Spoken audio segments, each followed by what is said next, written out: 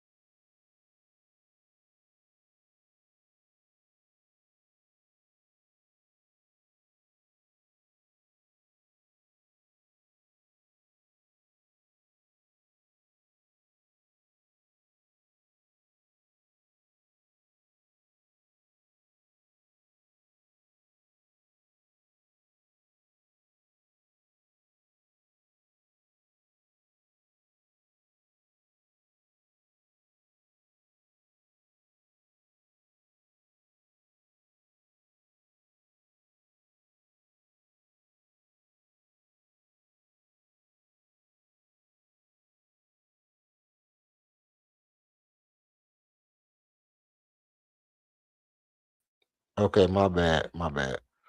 Um, this is Houston Rockets Red Alert, Unchained, Untap, Unfiltered, and Unfulfilled. Waiting to see what the final call on this game gonna be. Um, I am being forced to come on against my will, seeing as though how the Rockets look to just throw away another good game, and so I guess it's up to me to come on and sure, let's go ahead and let's talk about it, man. Let's talk about it, talk about it, talk about it, talk about it, baby. Let's talk about it, talk about it, talk about it, talk about it, baby. How you spell Minnesota, man? I don't even know how to spell Minnesota, man.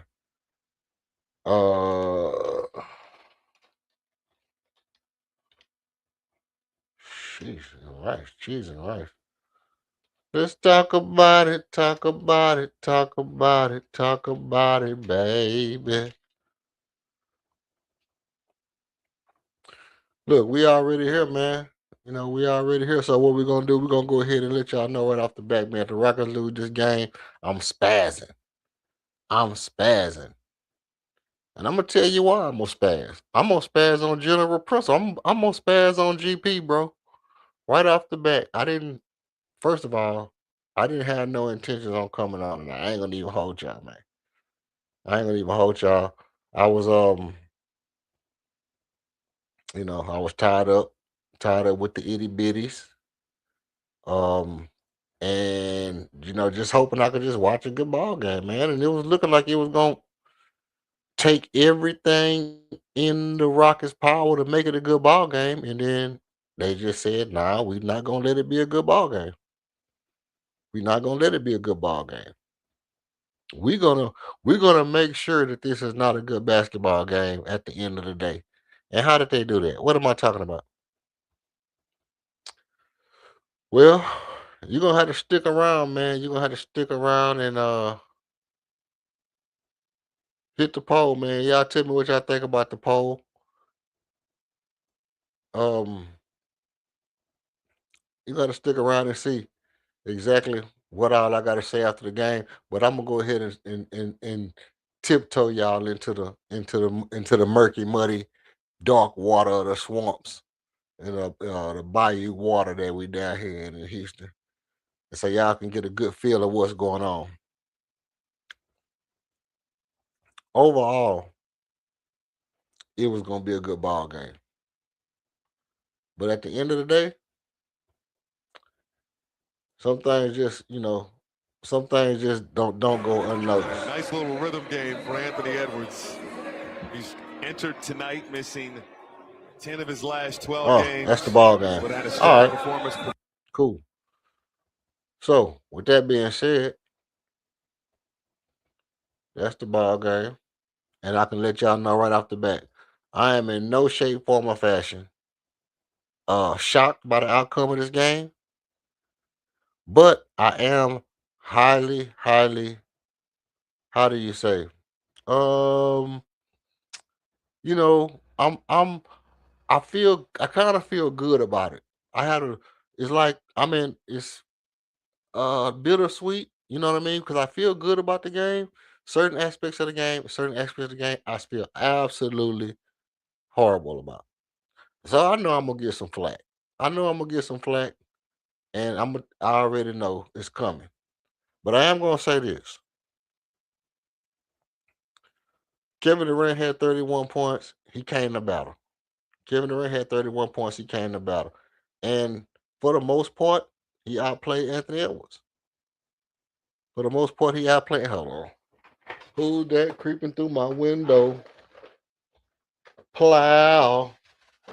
Get your ass blasted out here messing around my window like that, Playboy. Um, Kevin Durant came out and you know pretty much outplayed Anthony Edwards. If you know me, I stand on this. I stand on one simple thing as it pertains to Kevin Durant. He cannot get outplayed by the other team's best player every night. Some nights, yeah, but not every night. And tonight he outplayed Anthony Edwards. Period. Period. Point blank. Full stop. Well, I'll tell you who made me look kind of like a doofus a little bit. You know, Alper Shango had a solid game, but these 8 rebounds, not a real 8 rebounds. They was a balloon 8 rebounds because in the third quarter he had 3 rebounds. He had 3 rebounds in the third quarter, and he didn't start getting rebounds until the middle of the third quarter where he tacked on these 5 rebounds, and it just wasn't official. His defense was a little suspect tonight, and I wasn't really impressed with Albert Shango's 10 or 13 shooting. Like a lot of people, you know, might would give him a pass on tonight, whereas tonight would be a night that I would say he was a little meh. He was a little meh for my likings. For my likings, just a little meh. Right? The 8 assists, cool. But the 6 rebounds, yeah, okay. 6 rebounds, 8 assists. My bad. 6 rebounds, that's meh. That's not gonna get it. And to constantly underperform in the rebound category against the Minnesota Timberwolves for me is a problem. I just cannot get over the fact that against a team like the Minnesota Timberwolves, who you know what you coming up against, you always underperform in the rebound category. Now, with all that being said, I'm not gonna hold you too much longer. I'm just gonna go straight into the real deal Holyfield about this game. This was exactly what we needed to see from Almond Thompson and Reed Shepard. I know Reed didn't have a good game. He was ultimately 5 for 12, 2 of 6 from 3, but it was points where people pressured him on the ball where he didn't turn the ball over. Reed Shepard had 1 turnover, and in a game like tonight, it could have been a 3, 4, 5 turnover game, even though he only played 18 minutes. 3 rebounds. He didn't get no steals, no blocks, which is way below his average. And, 3 rebounds, 3 assists, no turnovers. He didn't have a great shooting game, but if you really think about it, it wasn't horrible shooting game because he did get to some stuff at the basket and some midi stuff, whatever, da da da. But Amon Thompson, 41 points, 7 for 22, 7 for 7 from the free throw line, which, like I say, he's an excellent, exceptional free throw shooter when he locks in. 9 rebounds, 7 assists, a steal and a block. By far the best game of Amon's career. This game in and of itself says to me one thing and one thing only. Amon has to be given the keys to the team in aspect of being the number one scoring option. He has to have the green light to score the basketball every single time he gets his hand on the ball. The whole entire structure of the offense needs to change to Alper Şengün facilitating the offense, high post, and Amin Thompson getting the ball and just going downhill and beating his man because nobody can stay in front of him. Amin Thompson is actually like a 90s player. He's actually like a 90s player to where he has the ability to just beat you with his first step, like a Clyde Drexler. I could just beat you with my first step all night, which was really, if you think about it, is what made James Harden really so special. His first step was just gonna beat you, and there's nothing you could do about it. 41 points is amazing for Amin Thompson, but the way he did it, the some of the mid-range stuff, some of the floaters, the dunks, getting to the rim at will, obviously 17 for 22 is what we were saying that we actually absolutely had to have, what we absolutely had to have going into in the playoffs. And his consistency, his consistently putting up 17, consistently giving you 20, 2017, 2017. I'm not shocked by the 41 points as much as I am disappointed that he hasn't been,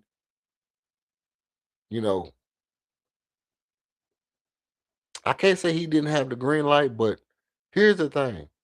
Amin taking 15 points, 15 shots a game, 16 shots a game, looks totally different than Amin taking 22 shots a game. Because those 5 extra shots for Amin is like 10 more points. And it's just different. When you got a guy that if I shoot 5 shots, that's 10 points. It's the same thing that we're saying about Kevin Durant. When Kevin Durant shoots 18, 19 shots, it's looking like 25, 26, 27. Right? He got to the free throw line a lot. The referee gave him a lot of free throws tonight. I don't expect Kevin Durant and Amin Thompson to both be shooting above 8 free throws in the playoff. But if both of those guys are shooting above 8, 7, 8 free throws throughout the playoffs, it's going to be tough to beat us.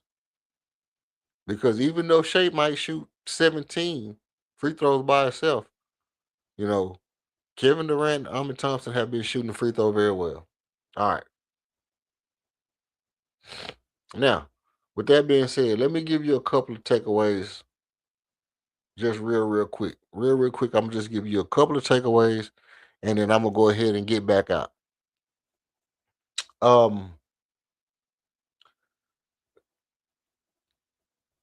The passing wasn't remarkable, but it wasn't horrible. I would like to see the ball move a little bit faster from side to side. The offense did start to look like it was sticking in certain spots. It looked like a lot of one-on-one at times. And when it was one-on-one was when we got some of our buckets. But at the same time, it allows the defense to hone in on you. This, that, and the third. The three-point shooting is just abysmal. The three-point shooting is absolutely abysmal. You're not going to beat a lot of teams with one, let's see, that's 8, 14, 15, 16, 17, 18, 19. You're not going to beat a lot of teams with 15, 16 attempts. Let's see how many they shot. That's 15, 16, 17, 18, 19, 20, 21, 30 attempts, right? So they shot 30 3-pointers, and we shot right at 20. So they shot 10 more 3-pointers than we did. And you're not gonna beat a lot of teams like that, especially when they don't turn the ball over. The only person who had turnovers for them was Anthony Edwards, had 4 turnovers, you know. So, and he also was 3 of 7 from three. Mike Conley was scorching hot. Everything he shot fell. And it was just one of those games where, people like Terrence Shannon Jr. and freaking Dante DiVincenzo, and these guys just pop out of nowhere and just had a big game tonight. Obviously, Jaden McDaniels had spectacular defensive plays down the stretch that helped them solidify that win. And I would have liked for our team to be able to overcome that final push and take this game, but I didn't really expect to win this game.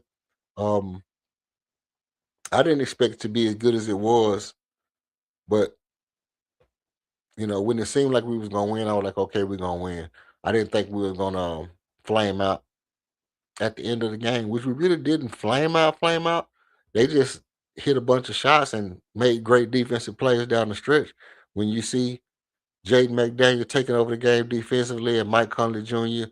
hitting big threes down the stretch, there's really nothing you can do about that. There's nothing you can do when a guy hitting drift to the side threes and one guy is blocking and stealing and he's an elite defender. Um, you can try to match them defender for defender, but Jay McDaniels is a special player who can play both sides of the ball, and they just got away with one. Obviously, we're on the second night of back to back, and our guys still came to play. I was extremely proud, of, not proud, but extremely happy, I guess, to see them compete at the level they competed in the playoffs. It ain't gonna be no excuses. You know, I like some of the hard fouls. Some of the hard fouls go a long way. I was glad to see that we at least was getting physical when it was time to get physical. Would have liked to see a little bit more physical play from Alper Shangoon, just a little bit more aggressive, especially on the glass. Um, excuse me. And the same goes for Jabari Smith Jr. Um, Jabari Smith didn't have an X factor game tonight, and obviously, you know, Jabari is one of those guys that we absolutely need to, you know, have an X factor game. 2 blocks, 6 rebounds, not bad. 5 of 12, only 2 for 3. I mean, he was solid consistently around where he usually is, but that 6 rebounds tonight needed to be a little bit more for my likings. For my likings, that 6 rebounds would have needed to be a little bit more because we hang our hat on defense.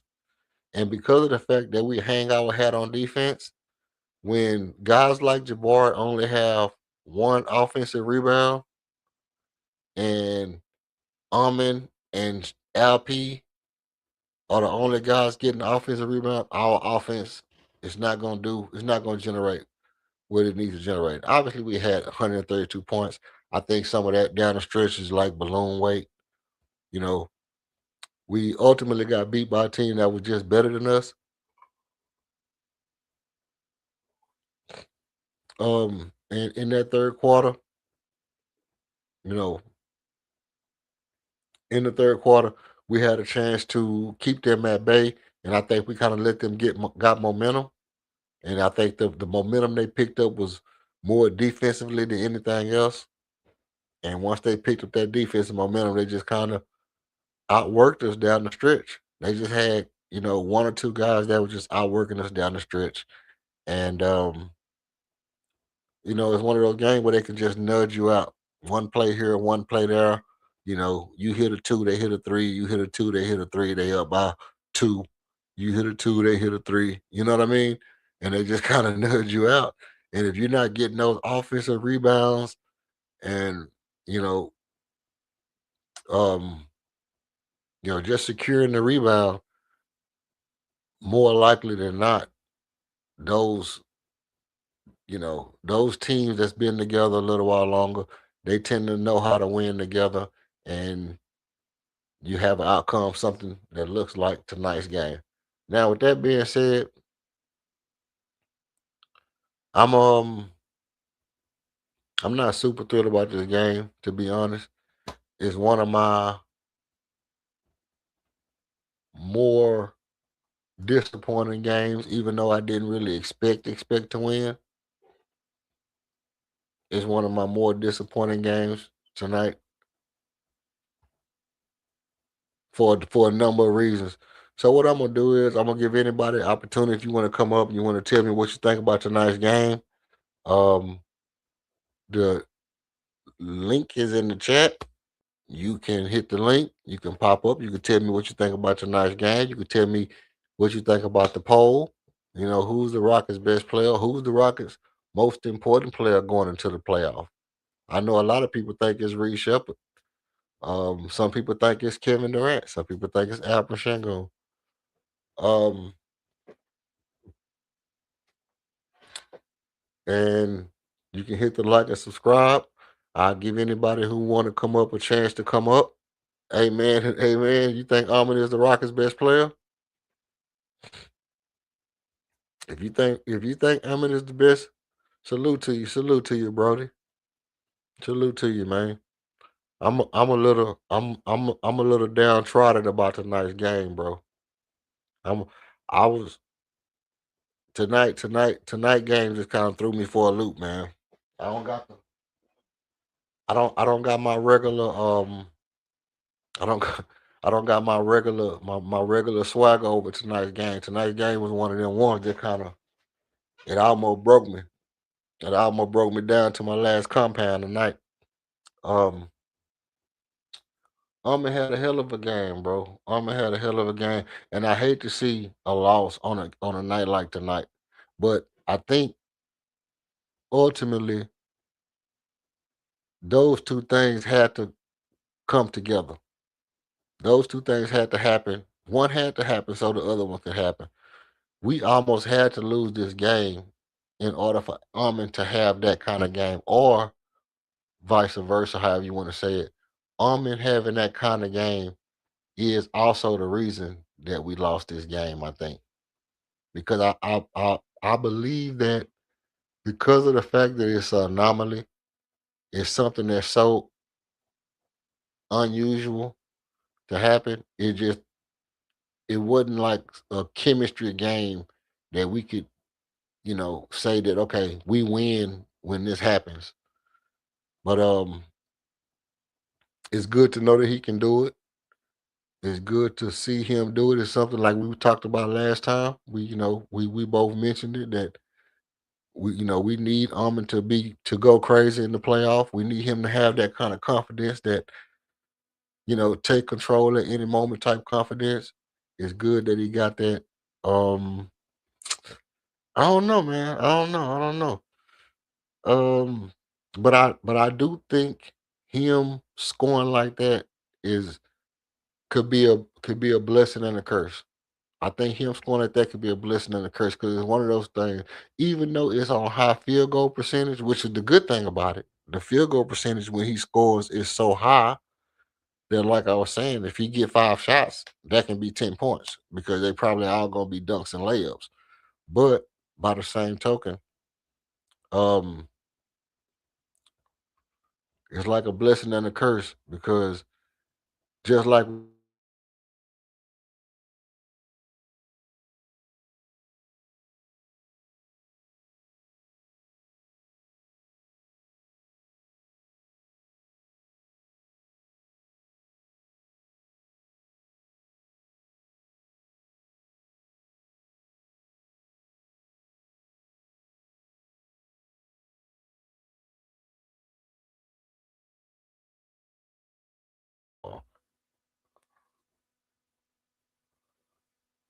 So let's go ahead and bring you up and let you chop it up, man.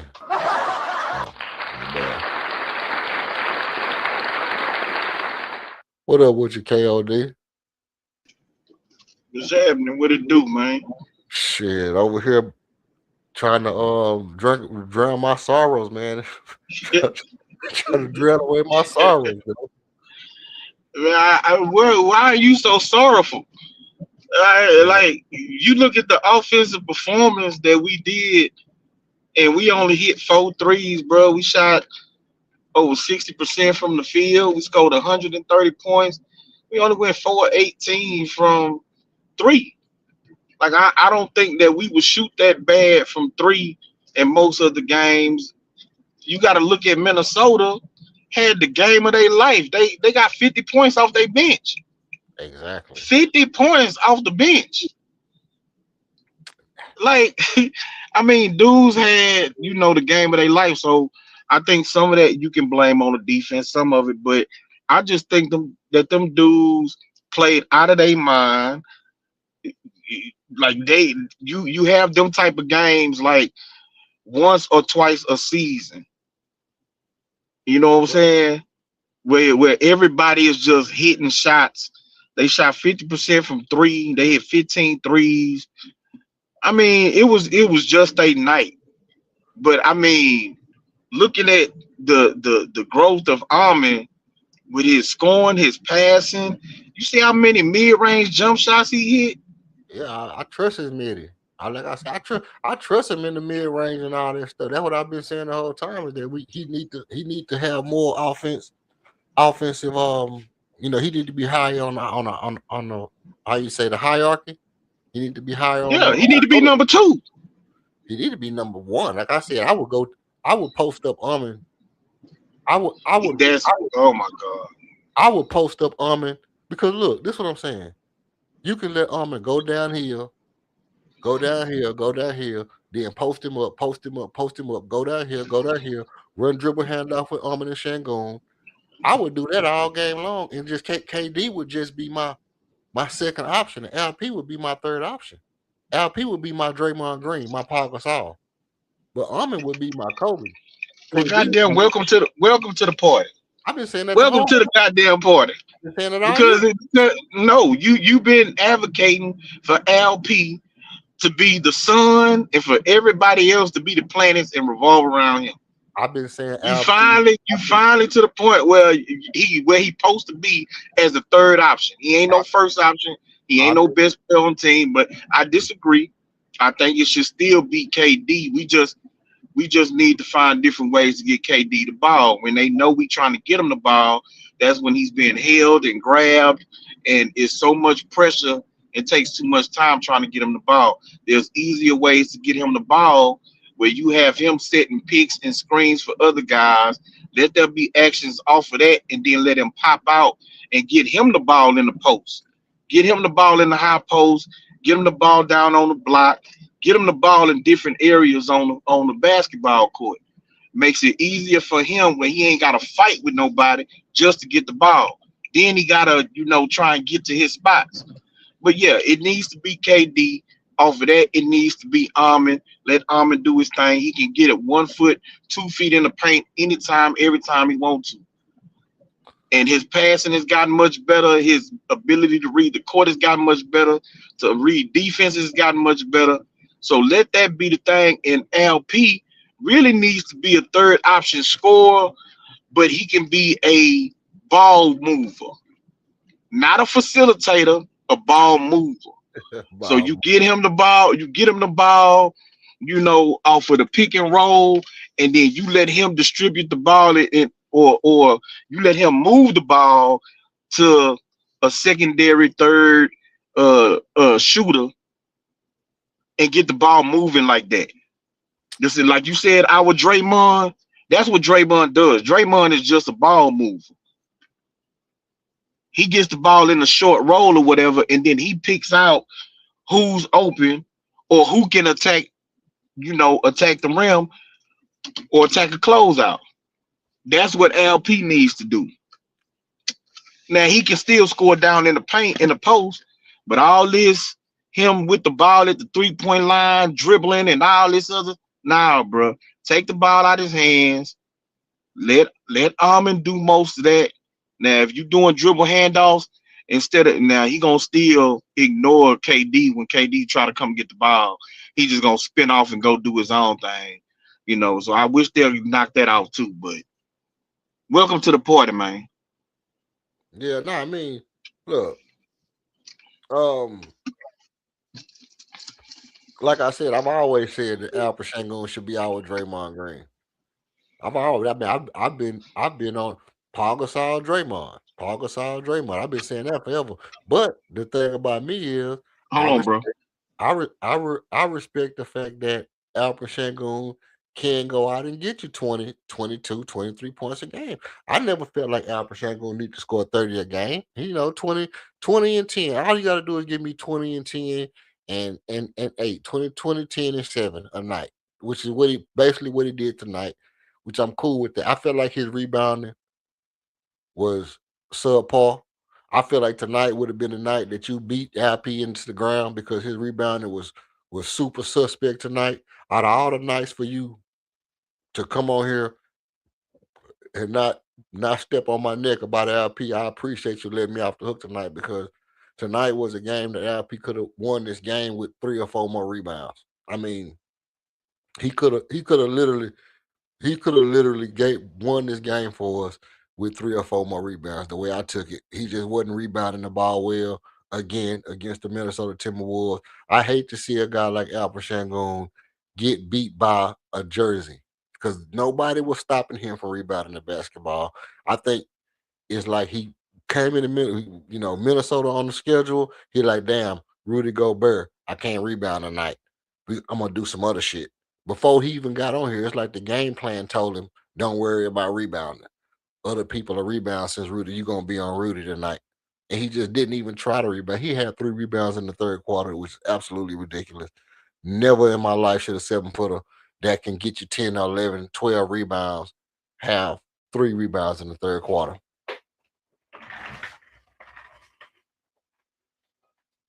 It's just not a good look, bro. It's not a good look for me. But I mean, excuse me. Okay. So as far as the reason I'm so somber about everything is basically because the 8-game win streak was just it's paper mache. It was just a paper mache win streak to me.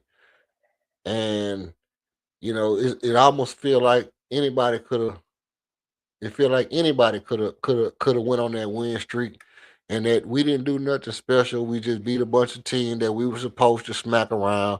We smacked a couple teams around. And then when it came time to perform, we got beat by Dante DiVincenzo, Adam Sheraton, what's his name? Adam Sheraton. Shannon, whoever it is. Now, look, you being dramatic. You're being dramatic now. You in your feelings. Yeah, I get it. You want to win this game. You feel like this would have sent a message, but you're being emotional right now. You know what I'm saying? I don't think that the Knicks is a trash team that we beat. Trash. We won these 7 games. We earned those wins. And yeah, we had moments where it didn't look the greatest. This is the second game in a row we went through a stretch in the fourth quarter where we couldn't score. This is the second game in a row. The last game we was able to stab it off. In this game, we wasn't. You know what I'm saying?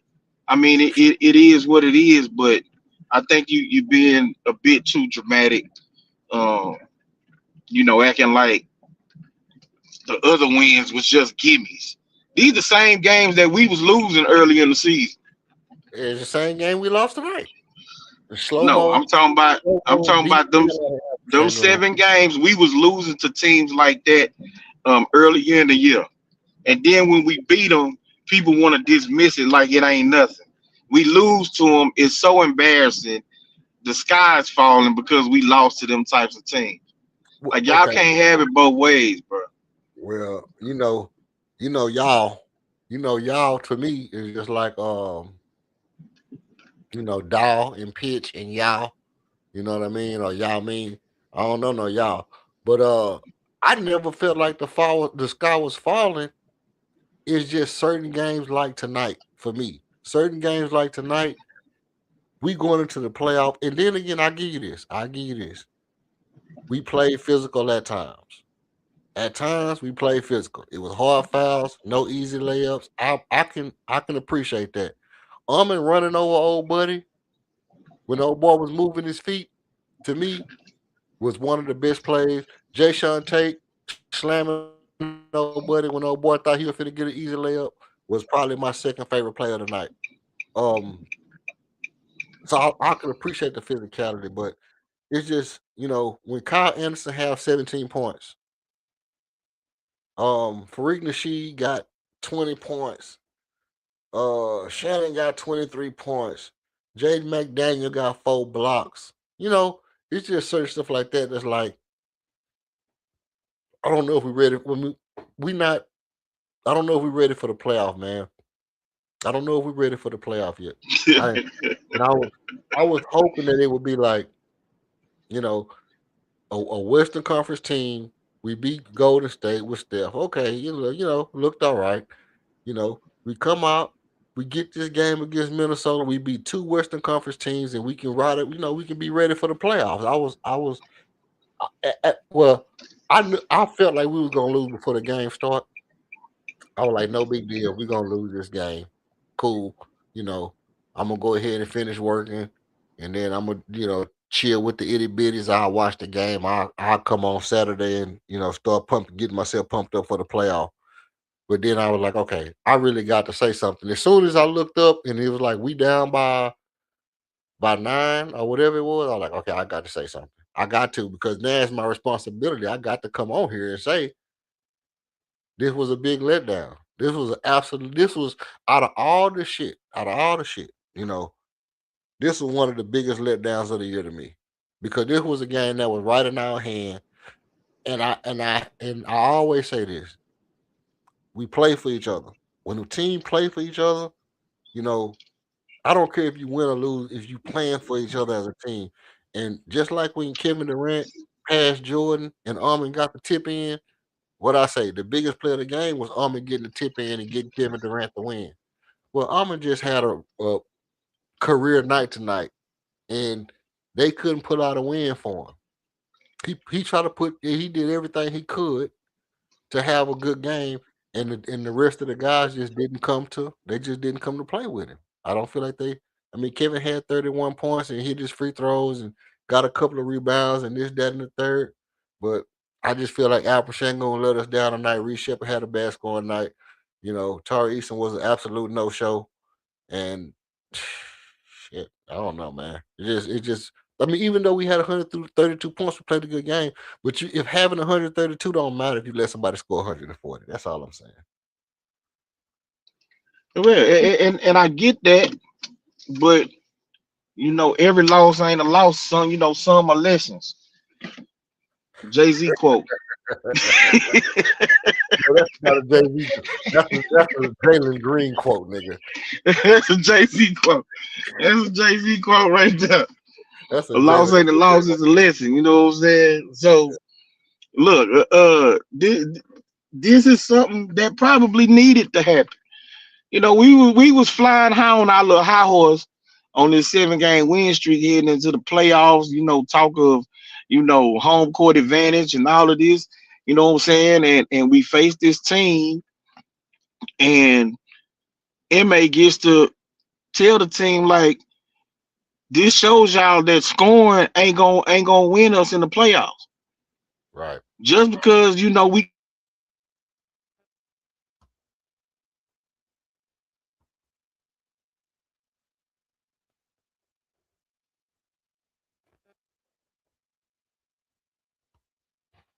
Man. Yo, you cut out of that's me. Intensity and defense to the page if we want to be able to win games and advance in the playoffs. So this can be a blessing in disguise to take this loss heading into the playoffs. Last game now we locked in at number 5 pretty much, so we can rest our guys and in the final game rest KD, rest Almond, rest LP. His punk ass needs some rest. Definitely. um Go ahead and rest some of these guys and get ready for the postseason. They're gonna have a couple of days off because they're gonna have to do the play in and get ourselves ready and prepared to play the Lakers. But I'm not finna. I don't feel bad about this loss. Could they have played better? Yeah. But at the end of the day, there's a lot of good things that I've seen from this team. I love the confidence that Armin and Jabari is heading into the playoffs with. I think overall as a team, we've been playing much better. This was just one of those games. I'm gonna tip my cap to Minnesota. Yeah. The the pass from LP to Armin, where Armin brought the ball up, kicked to LP. LP drove, did the spin move, and did the no look pass to Armin, and then Armin went and dunked it. That was a. I mean, it was some promising moments. You know what I mean? It was some promising moments. I just, you know, I gotta call a spade, bro. Everybody, it's like no matter how good we play, the teams that's supposed to be better than us, they just better than us, bro. I mean, and that's not. It's we haven't shown any propensity to overcome the guys that's ahead of us, and that's just not good. It's like we got Kevin Durant, and at some point we were supposed to overcome. Like, let me ask you a question. Okay, let me ask you a couple of questions. I'm just take your answer for it because I'm obviously not right tonight. I'm a, I'm obviously not on my note. Do you feel like if we had Fred Van Vliet, we're a better team than the Minnesota Timberwolves today? No, Why? because Fred wouldn't have been able to stay in front of nobody on that court except for Mike Conley, baby. Mm-hmm. Everybody So, else, everybody else would have blew by him, shot over him. You know what I'm saying? He wasn't gonna be able to do nothing with them dudes. so do you feel like our best chance for being our best was that Fred wasn't there, so Reed and Armin could develop? Yes, yes. Overall, I think it's going. I think overall it's a net positive that we didn't have. Fred this year. Net positive. Net positive. I don't mean to be rude. I had so many questions. Do you feel because it's been this thing? I think we talked about this before, and I was making my comparison and calling Armin our version of Shea Gilgis Alexander. Remember, I was saying something like that, and that at the age he is now, if he was given the reins today, he is statistically where Shea was when Shea was given the reins. You remember me saying something like that? So what I'm saying, Mhm. do you think by the same stretch that Fred being here was hindering Amin and Reed from growing, do you think that maybe Kevin Durant, if he stays the number one option, that can also put a stunt on Amin growth and maybe Reed Shepard growth for that for sake of No, no, no. you know? Because the difference is that Fred was a dominant ball handler. Mm-hmm. KD isn't. KD is not a predominant ball handler.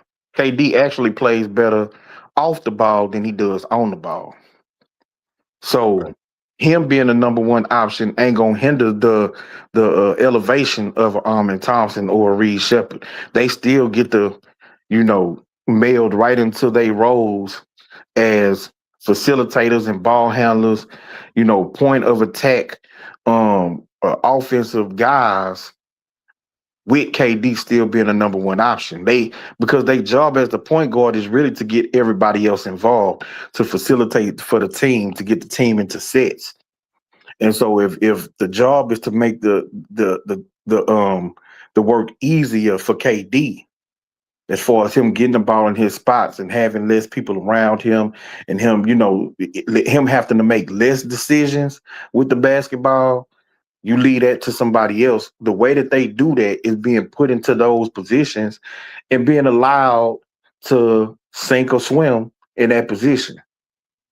Yeah. So yeah, Fred was more of a hindrance to those guys than KD would ever be. I get you. I mean, I can dig it. I can dig it. I just, I just been thinking about it because I'm like, it'll be better for me in my own assessment. In my own assessment, if KD was maybe a little less available to this team, I feel like we might can be a little bit better, bro. I don't know why I feel like that, but I don't know. I just kind of feel like that for some reason. I feel like the fact that KD and you know what? Maybe I'm just being selfish because he only shoots the ball 18 times, and I haven't really seen KD in the playoffs since Brooklyn, right? I mean, they had one year where they went to the playoff, but I haven't seen KD in the playoffs since he was in Brooklyn. I don't know how he's gonna perform. No, I did see him when they went against the Clippers, and Patrick Beverly was holding him and talking noise to him and all that stuff, and KD, scored 25, 26 points. I mean, 25, 26 points. But it's like KD scoring 25, 26, 30, 26, 30, 26, 30. Easy. Easy 26, 30, right? It's an easy 26, 30. But I mean, sometimes to me, it just feel like it's never a game breaking 30. It's like, you know how Shaq always say, and I kind of say the same thing about Elijah One. It's like, you know, give me 3 jump hooks, 3 free throws, a quarter. Give me 3 jump hooks, 3 free throws, a quarter, and you can have 28 points or some shit like that, right? And I'm like, that's kind of how KD is. KD is kind of like, you know, give me little 3, 4 jumpers, couple of free throws, a quarter, boom, 30 points. But it's never like game breaking. It's just all the in the flow of the offense thing to me. I think I don't know I don't know if that's really beneficial to a team just to have your number one option get points in the flow of the offense. I think your number one option should be, you know, um somebody who impacts the game when all right, cool. I think your number one option should be somebody who impacts the game when when shit start to get rocky. You know, like or just I'm just gonna take over the game and just and blow it open. Like if shit start to get sketchy and it's like, oh, they making a run. Well, I'm gonna go basket for basket with somebody. I'm gonna go basket for basket with somebody so they don't catch up. You know, and the flow of the offense should kind of go out the window in a sense. And see, we have a player that's like that, and it's Reed Shepard. Reed Shepard is the kind of person that if he notice you trying to make a run, in his natural instinct is like, okay, I'm gonna hit this three and just go ahead and keep him from getting close. And I seen Reed do that so many times, and I don't know if Armin is developing that same kind of mentality, but it takes that. I think it takes that kind of player to you know to really just kind of be a game breaker, whatever. But I guess all in all, what I'm saying is that when I'm looking at the game and I'm saying, what's the outcome of this game? What does this game tell me about the Houston Rockets? Well, what it tells me about the Houston Rockets is we just not better than nobody that's real. We're not better than no real legit team. Pick a real legit team and then say, you know,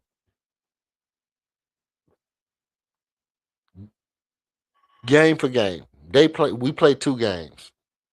Who win the best of 2? Any real team, and you say we're gonna play them just 2 games, you're gonna feel like that real team is gonna beat us both games. That's trash. That's trash. That's not good for me. Even though I don't think anybody that you say and you say which team has more talent, it's only 2 teams that got more talent than we got. And that's in the whole entire NBA. The only 2 teams that got more talent than we got is OKC and the Spurs. Them are the only 2 teams that got more talent than we got overall. But when you look at it and you say team wise, who got better teams, then you start looking and you start saying, well, damn, Golden State, and you start pulling Detroit, Boston, New York, Cleveland, Clippers, Denver, Orlando, Atlanta. You know what I mean? You just start pulling rabbits out the hat. The minute you start talking about a team, you will find yourself going down the line and naming several teams who might have a better overall team than we got. And it's not that we don't have the talent, because we got the talent. You can't tell me that Armin Thompson ain't one of the most talented players in the game. You can't tell me that after tonight's performance, there should be not one single person that bleeds ketchup and mustard that look at this team and says we need to trade players off our team. You can't look at this team and say we need to trade players off our team. The only thing you can do is look out in the league and say it's somebody else that I want on the team. It's something else that I want that's not on the team.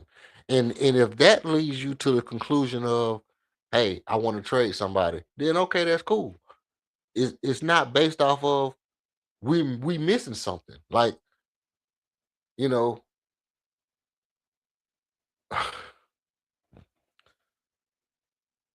I went on this rant a little while ago about people telling me that Armin couldn't be a good shooter. And I'm saying, no, he's not a bad shooter. He's just not a good 3-point shooter. But just because somebody not a good 3-point shooter don't mean they're not a good shooter.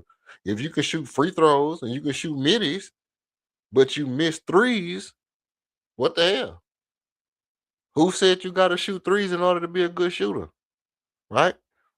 Tim Duncan is a good shooter, but we didn't see him make a lot of threes. You know, hell, Dominique Wilkins was a decent shooter, a good shooter. Sean Elliott, Chuck Person. How many threes did the Rifleman take? Did the Rifleman shoot a lot of threes? Right. So my point is that Armin Thompson is a good shooter and a good scorer, especially when he being deployed from different spots on the court. You can't look at that and say, hey, well, we need to trade him for Giannis. By the same token, you can't tell me like, hey, we need to bring Giannis to play with KD and let Armin just be a random nigga. You know what we really need? You know what we really need? You know what we really need? We need our Shea Gilgeous Alexander to just keep being a third, fourth fiddle on the team. Hey, a Swiss Army knife. You know what I need? A Swiss Army knife. Let me tell you about a Swiss Army knife. A Swiss Army knife is cool if you in a tight situation and you don't have the proper tool. But let's say we in the woods. Now I'm gonna give you a scenario. And if you listen to this, I want you to clip this. If you like shorts, so you can clip this. I might clip it myself, but you can clip it. A Swiss Army knife. This is about Thompson. Everybody liked the Swiss Army knife idea of Thompson. Oh, he need to be a Swiss Army knife. He need to be a Swiss Army knife. So let's say we in the woods and we fishing. Got a fish, got a hook, got a fishing rod, got the whole nine. We fishing. You get your fish on the hook, reel him in. I get my fish on the hook, reel him in.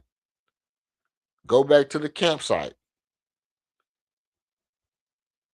Light our fire. We got a nice little fire built up. You got a nice fire. I got a nice fire. Now, you pull out your Swiss Army knife. Start gutting your fish. I pull out a nice fillet, nice fillet gripper, chef knife.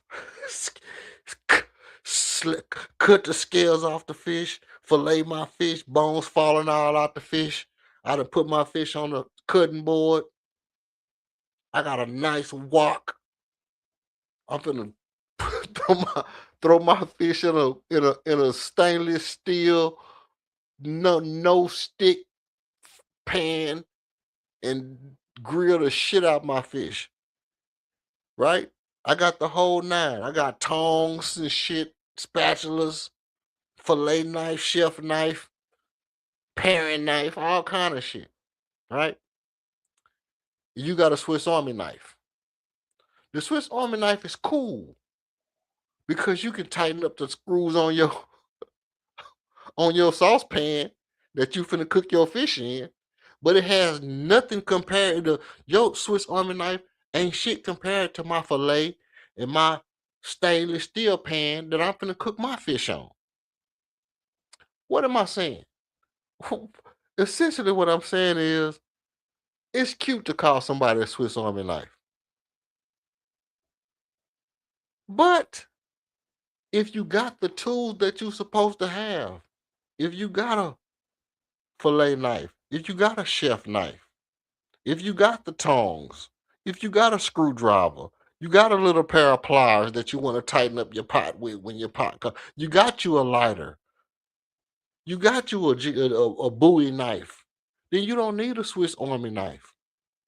You got you a flashlight, which is what I'm saying. You don't need a Swiss Army knife when you got a case with all the tools in it.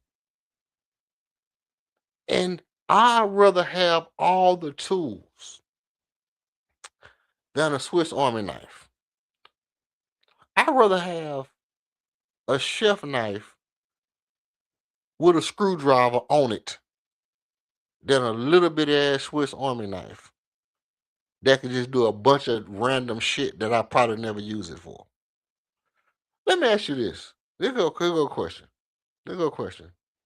Have you ever woke up in the daytime in just a regular random day and was just walking around doing, matter of fact, span it out over a 2-week period. Let's say, how often do you use your Swiss Army knife in a 2-week period? Do you ever walk around your house and be like, hey man, I'm trying to hang this picture up. Let me go find my Swiss Army knife. No, you never do that.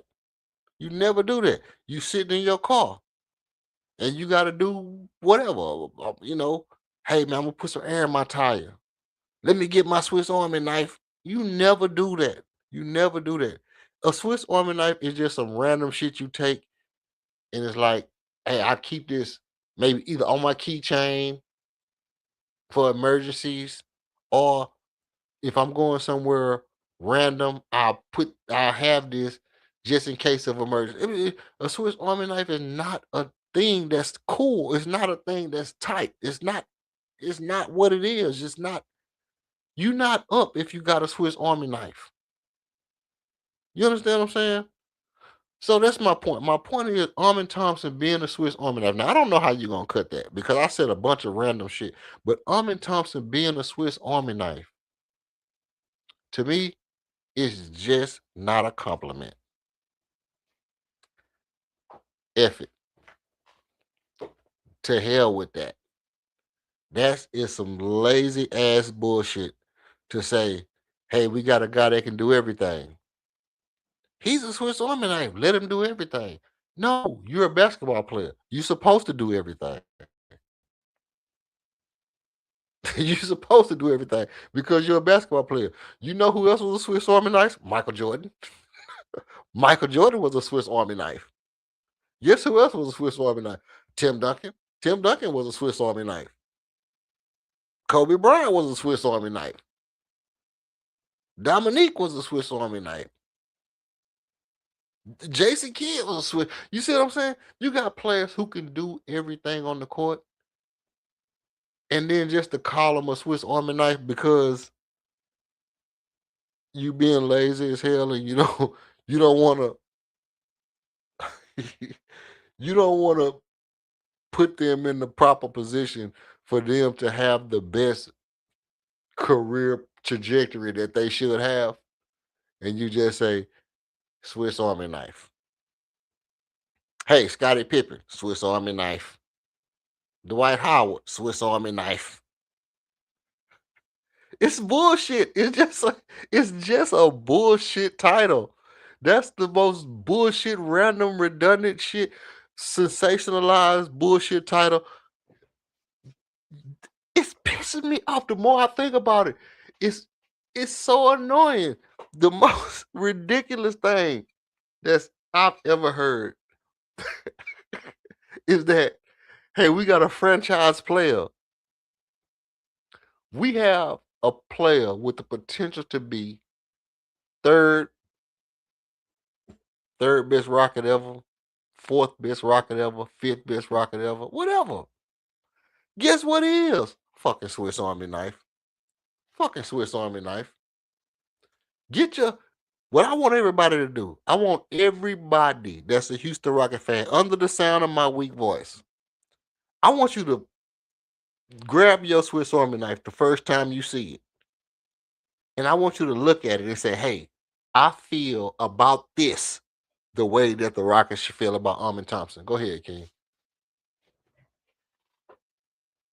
Man, I don't know what type of foolishness you talking about right now. I was dealing with my twin grandbaby, so can you catch me up? I just almost spazzed out, bro. I just almost spazzed out. Listen, Armin Thompson being a Swiss Army knife just upset me to no end right now. I don't know how I got there, but I'm just sitting here thinking to myself, what the hell is a Swiss? How is that a good thing? How is Armin Thompson being a Swiss Army knife a good thing? Whoever uses their Swiss Army knife, why is it that why is it that Armin Thompson, people automatically feel like, hey, Armin Thompson needs to be in his rightful position as a Swiss Army knife? I'm like, that's not tight. That's not tight. That's like saying, hey, you know what? You know, you got a person who can do everything. You know, a Swiss Army knife basically is a useless tool that nobody ever used, except in case of emergency, you'll put it on your keychain. In case I just happen to be in my car, driving my car, I get out my car, I get stuck in the woods somewhere, and I need to screw in some random shit. I got a screwdriver on my knife. That's what a Swiss Army knife is. Or I'm, my car broke down. I'm walking to the gas station, and for some reason, I need some little bitty ass pliers that I gotta squeeze hella hard. That's what a Swiss Army knife is. Nobody in their right mind wants a Swiss Army knife, bro. If I'm somewhere, just like I said, this is my example, King. I'm gonna let you have this. If I'm somewhere, me and you somewhere together, and we fishing. You like to fish? No. You don't like to fish? Okay. Um, well, let's just say we fishing just for shits and giggles. We fishing, and you pull out your Swiss Army knife and start gutting your fish, scaling your fish, and I pull out a whole fucking chef knife with a with a no stick stainless steel pan, and I start filleting my fish with a chef knife and a fillet knife, and you got a fucking Swiss Army knife. How in the hell is Armin Thompson being compared to a Swiss Army knife and being delegated to a Swiss Army knife role with the potential that he got? I think it's selling them short. I think people have overblown the Swiss Army knife narrative to no end. I just think it's a load of bullshit, bro. That's all I'm saying. It just ran me hot. Yeah, well, the thing is that you have to upgrade. Swiss Army knife is a term that was coined back in the '60s or the '70s, and we were referring to certain players. Nowadays, Armin is more like a Kel-Tec shotgun with the dual tubes. You know what I'm saying? It could be switched to from pump action to automatic, and it has a grenade launch on it. That's really what he is, and so it's not he's not just a shotgun. He's not just a automatic shotgun, but he also has a grenade launcher, attached to him. So that's more of today's version of a Swiss Army knife. I don't think it sounds that bad when you think of it in those terms. That He just has the ability to do a lot of different things on the basketball court. He but could be that your best defender. He could be your best scorer. He could be your best rebounder. Like, I mean, he could on any given night he can do, a number of different things at an extremely high level. but that's basketball, bro. That's what your best player is supposed to be. That's what I'm saying. Like Yeah, Michael but that's Jordan. not. If That ain't the case though, right? what you mean? That every elite player can't be the best at several different things on any given night. Okay, all that being considered, Michael Jordan, is he a Swiss Army knife? Uh, yeah, that of the version I'm talking about. Yeah, Tim Duncan, because he Swiss could be Army your knife? best. Yes, they could be your best scorer. They could be your best defender. You know what I'm saying? Tim Duncan could be the best rebounder, the best shot block. Like on any given night, he could be the best, on the basketball court on any given night at any one of those, at any, one or two things that he wants to do. So he's not just an elite scorer who's subpar on defense. He's not just an elite defender who's subpar or average on offense. Kobe Like Bryant, Swiss Army knife. yeah, yeah. You have an inconsistency in your own argument, and that's another example of why I call you Michael Jordan fans, because you're not consistent in your own argument. Bro, it don't sit where I'm sorry, bro. It just don't sit right with me. To me, I'm gonna tell you what I take it as. First of all, let me say this. I be perplexed, bro, when I hear people, the media or whatever, go through these changes where they be like, you know, I really don't like Armin to be dribbling the ball that much and shooting the ball that much. Armin Thompson does not need to take 5 jump shots a game. There's no reason that Armin should take 5 jump shots in a game. I hate when I hear people say silly shit. And then they be like, Jabari, no reason Jabari Smith Jr. should be taking a step back 3-pointer, right? And then they be like, you know, Armin is best as a Swiss Army knife. And what they essentially saying is take Michael Jordan and don't give him a set title and role in the hierarchy where he can build and grow and be his greatest at a thing. Just allow him to float and do anything that you need him to do. And I don't agree with that. I don't agree with it. I don't think he's a shooting guard. And even though I said that I think he should be our number one option, I might be over pushing that because I really think Almond is a small forward. I actually think of Almond as like I said, a Scottie Pippen, you know, a Clyde Drexler, something along those lines, right? Ron Artest. I don't think of Almond as a Sean Marion. I don't think of Almond as a um Dale Davis, Aaron McKee. I don't think of Almond like that, right? And so when somebody say like, you know,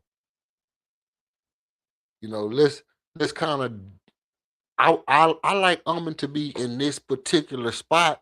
I don't. I'm like I want my best players to be given the reins, you know, gradually, gradually, loosen the rope, let them get the reins piece by piece as they grow, and as the maturation process comes to fruition, and allow them to take full stride when they're supposed to take full stride. And if I see somebody in their way inhibiting their progression, then I want to push that person into a bullshit title.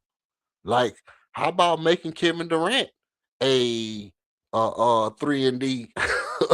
How about making Kevin Durant a 3-and-D shooter?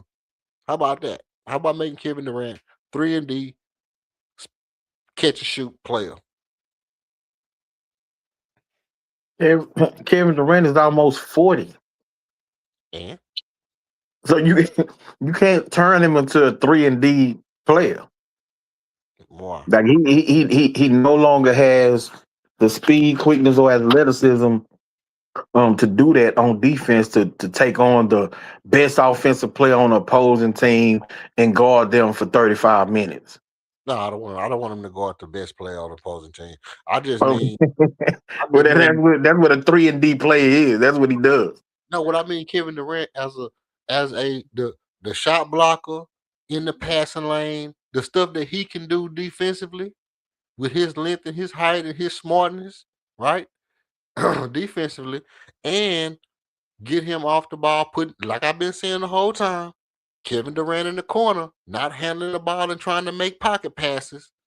Put him in the corner and in the same way that Armin and Jabari was in that corner. And when the ball go one side, he can float out the corner. When the ball go to the weak side, he can float out the corner. When the ball come back to his side, he can go back deep in the corner as a spacer.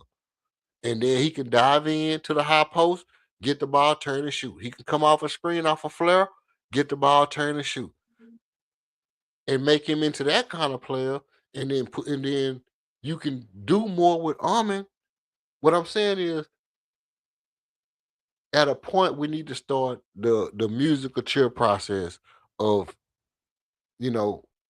moving Kevin Durant, like I've been saying for the longest, him start preparing himself to be ready to go to if he's gonna be on the Houston, if he want to retire a Houston Rocket, Kevin Durant need to start preparing himself for a bench role.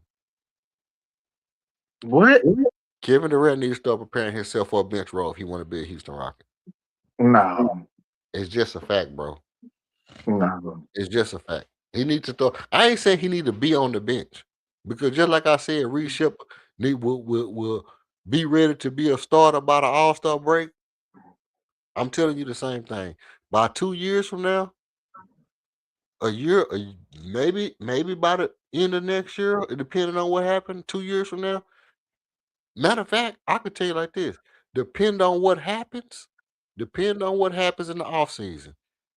It might be the best thing for Kevin Durant to be on the bench. I'll give you a prime example.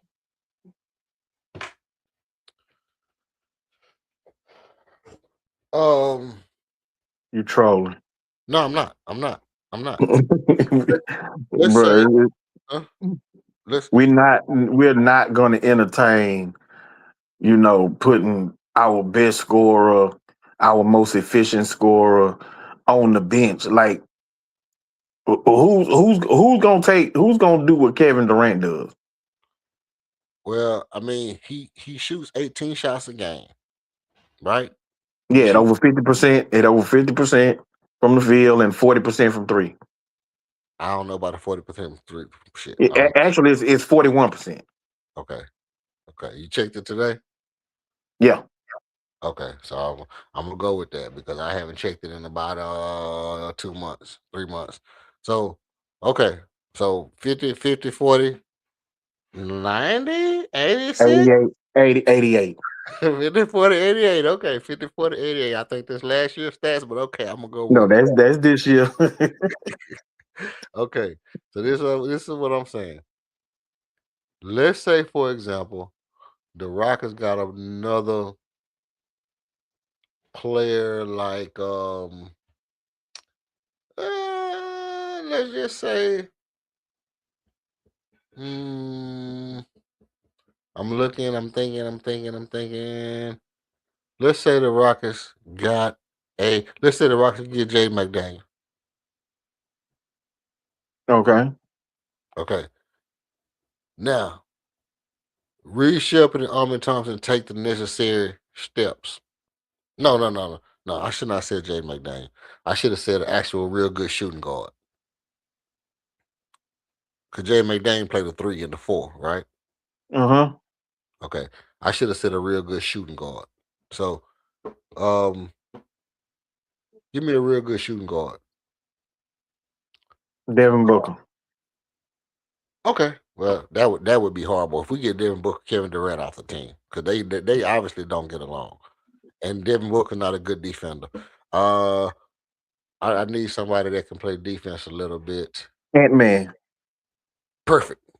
Let's say the Mm-hmm. Rockets got Ant-Man, right? Mm-hmm. Gave up LP. We gave up LP. We got Ant-Man, and we got Schroeder. Dennis Schroeder. What's his name? This is 6'6". Like he's 6'6". Who are they center? Who are they other center? Let me see.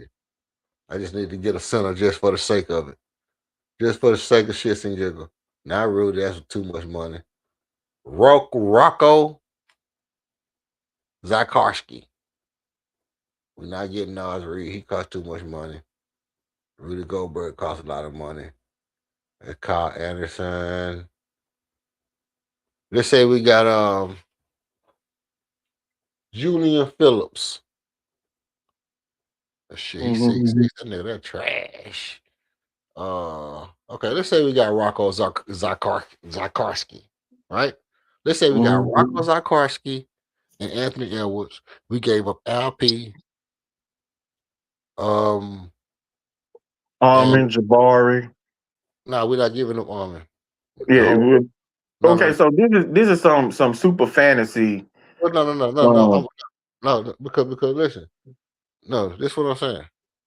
We're not giving up Armin. We finna give up LP. We finna give up Tar. We finna give up all our draft picks. And Ant-Man want to leave. He forcing his way out. Right? What is his contract looking like? Because I don't think he got that much longer on his contract any damn way. And he only 6'4". That nigga ain't all that damn special. Damn nigga 6'4". But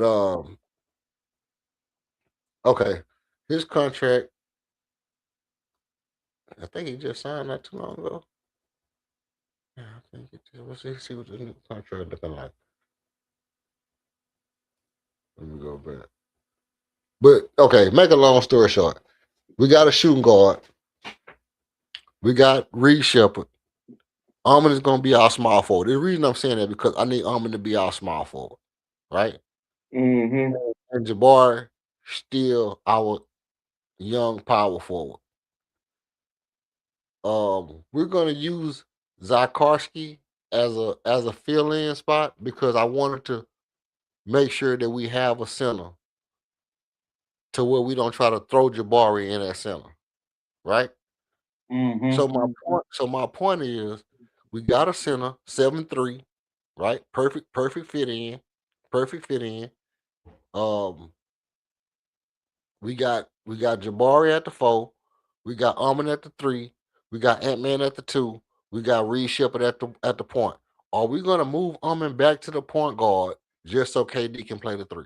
Are we gonna put KD on the bench? Are you gonna put Jabari on the bench? Yeah, Jabari or Shep is gonna go to the bench. See, I'm not doing it. I'm not doing it. Man, that's my whole point. My whole point is we are at the stage to where I can see Jabari going to the bench and KD playing the power forward. What I can't see is two things. I can't see, hey, Armin, go play the power forward. I'm not with that shit. I'm not with that shit. I'm not finna mess over my young phenom's whole fucking career, Swiss Army knifing him. That's what I was just talking about. I'm not finna do that to him.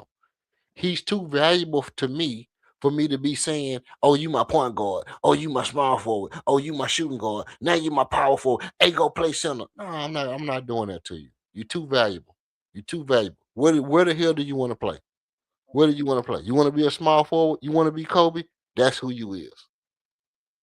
That's who you are. Kevin Durant is on the back end of his career. Guess what, Kevin Durant? You probably gonna be on the bench, Brody, because Ant-Man is gonna be my shooting guard. He wants to be a shooting guard. Guess what he playing? Shooting guard. Armin Thompson, you want to be you not a better shooting guard than Ant-Man, so you're gonna be the starting small forward. You want to be or he could be your starting point guard. nope. Nope. I'm not. That's what I'm talking about. I'm not finna keep stunting the growth of my younger players for old ass niggas. Paul George, Reed Fam, Shepard, Kawhi fam, Leonard. Listen, fam. listen what I'm saying. Hold on, let me tell you what I'm saying. The same way Shea had to leave LA to grow in OKC is the same way I feel about Reed Shepard and Armin Thompson. Some of these older players, no matter how good they are, because Paul George had a damn near MVP year in OKC. Kawhi just came off a championship. But if you're gonna keep Shea Gilgeous-Alexander in the Clippers, he's never gonna be Shea the way he is today. Just like Trey Young had to go to Washington for Nikhil Walker-Alexander to have his moment. If we keep throwing these old niggas in the way of these young niggas, they're not gonna grow. Go ahead. As I was trying to tell you, Kevin Durant does not play the position of Armin nor Reed Shepard. No matter where you want to put Armin, anywhere from the 1 through the 3, you can avoid Kevin Durant altogether. It don't got nothing to do with it. There's no reason, there's nobody on this roster that you would put ahead of KD that would force KD to the bench. Oh shit. Whether it's at the 4, whether it's at the 4, or really even at the 3. Reed Shepard ain't strong enough yet.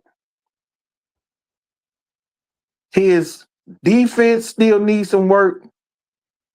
His consistency as a shooter still needs some work. It's why, at this point, he cannot stay in the starting lineup. So you're looking for a way to push KD to the bench, but he don't interfere with Armin. Nah, he do. He really do. He really do. He really do. He really do. He really do. He really do interfere with Armin because even right now he playing a small forward, and Armin should be a small forward.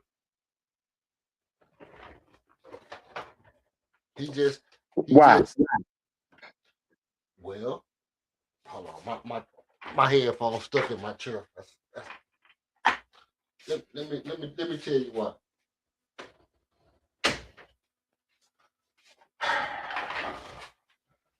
The way I've been seeing Armin play over the last 10, 15 games, his court vision, his passing, his getting us in the sets, offensively, his pressure that he puts on the rim, with the ball in his hands, him running pick and rolls.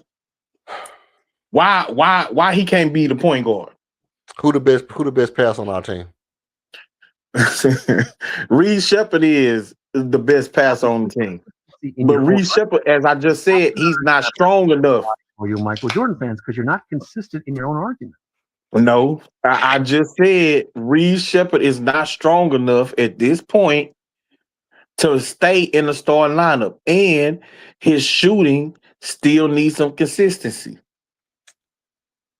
So until he gets stronger, where when somebody bumps him, he's not flying 7 feet away from them, giving them a wide open shot. They're not able to just clear space with him with just a simple shoulder bump.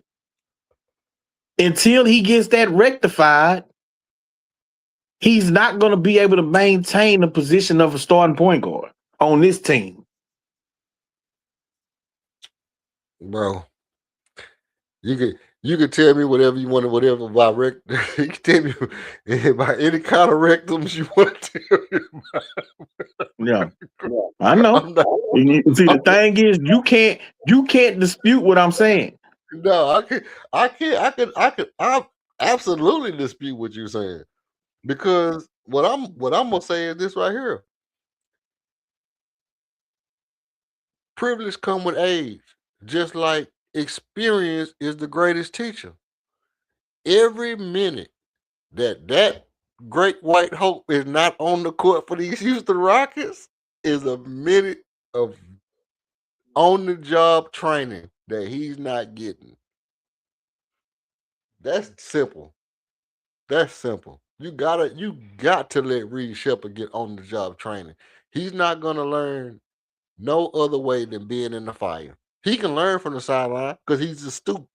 But by the same token, if he out there on the court and he's getting the rips, he's getting to learn, he got the green light. You empowering him to make mistakes. He's learning on the job with the freedom to not get pulled, with the right coaching behind him. Nah, he's gonna be a whole lot better, bro. You can't. If Go ahead. You can't let him learn at the detriment of the entire team. The detriment of the entire team. Yes.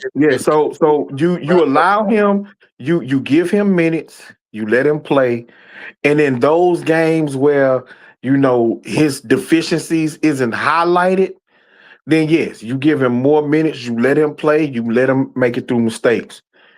But in those games where his flaws are being put out to the forefront, and he's picking up cheap fouls, he's helping, or he's putting us into the penalty, early into the quarter, he's getting blown by, he can't stay in front of his man, he don't got enough strength to, sustain a bump or absorb a bump or a little shove off from the opposing offensive player, then that's going to result in him getting pulled.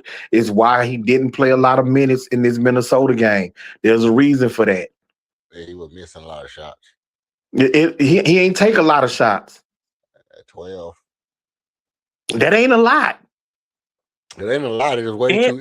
And why you think he didn't got benched the last 2 games?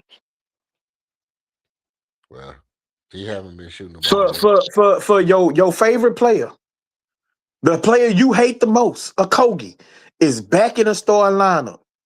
And he played good defense tonight too. Yeah, he played. That's what he does. He played great defense the other night too. Last night, he had 11 rebounds or something like that. Yeah. So, but I also know that, like I told you at the beginning of the year, Ime's job was to play Reed Shepard and get him on the job training.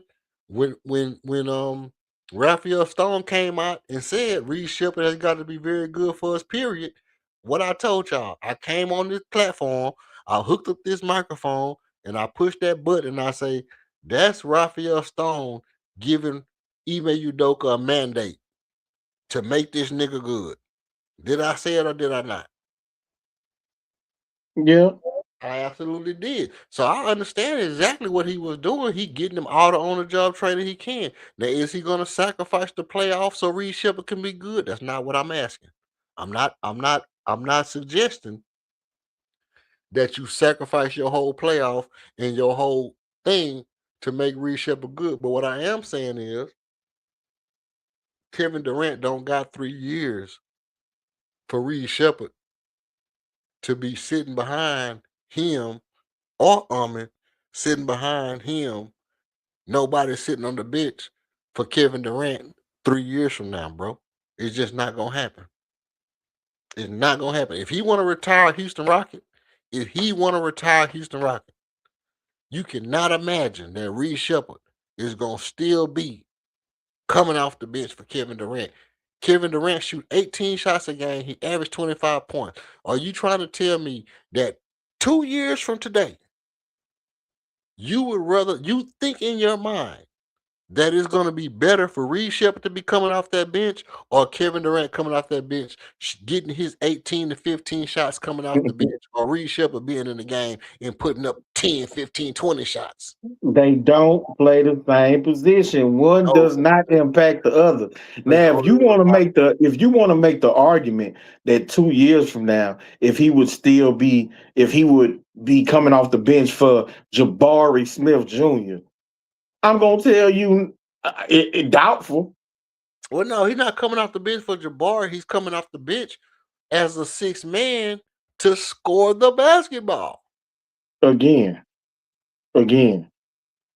somebody would have to be in the starting lineup in the position that he plays.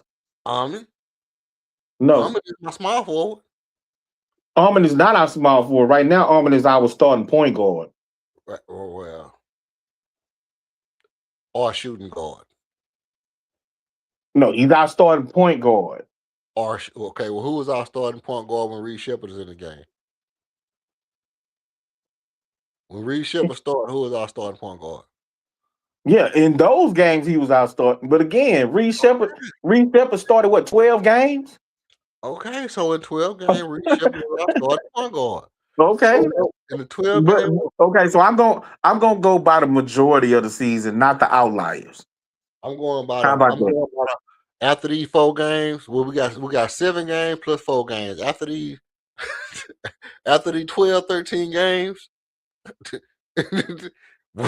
after these 12, 13 games, Which I don't think Reed Shepard gonna start not a one of them. No, he's not. I don't think so. Okay, then. He's not. So again, so Armin is our starting point guard. We got 13 games left this season, tops. Tops, nigga. 13 games left. And then we coming back next year with Fred VanVleet as our starting point guard. Okay. First of all,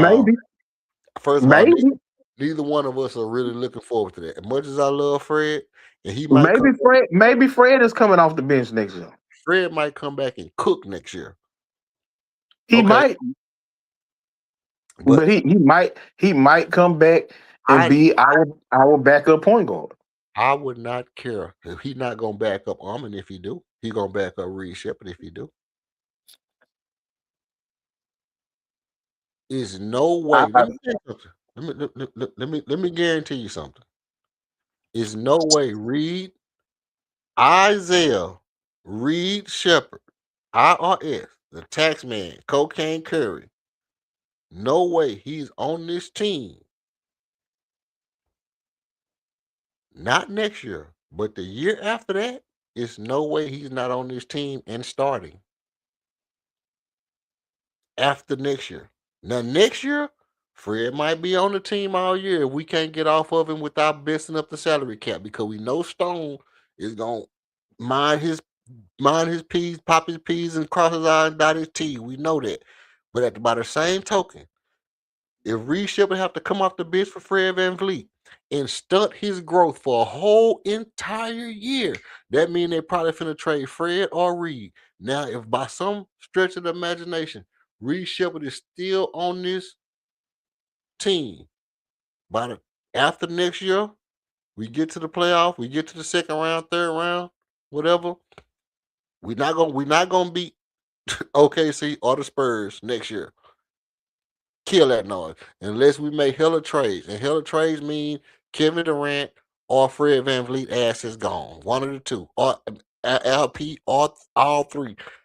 All three of them motherfuckers allowed to be gone next year. But Reed Shepard and Armin Thompson most likely gonna be on this team after next year. And Reed Shepard and Armin Thompson will most likely be the core starting after. Yeah, that's listen. That's what we would hope would be the case. That the core of the team is going to be Armin, Reed, and Jabari.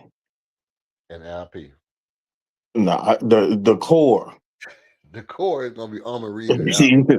you would hope it'll be Jabari, Armin, and Reed Shepard, and you'll use LP for a missing piece.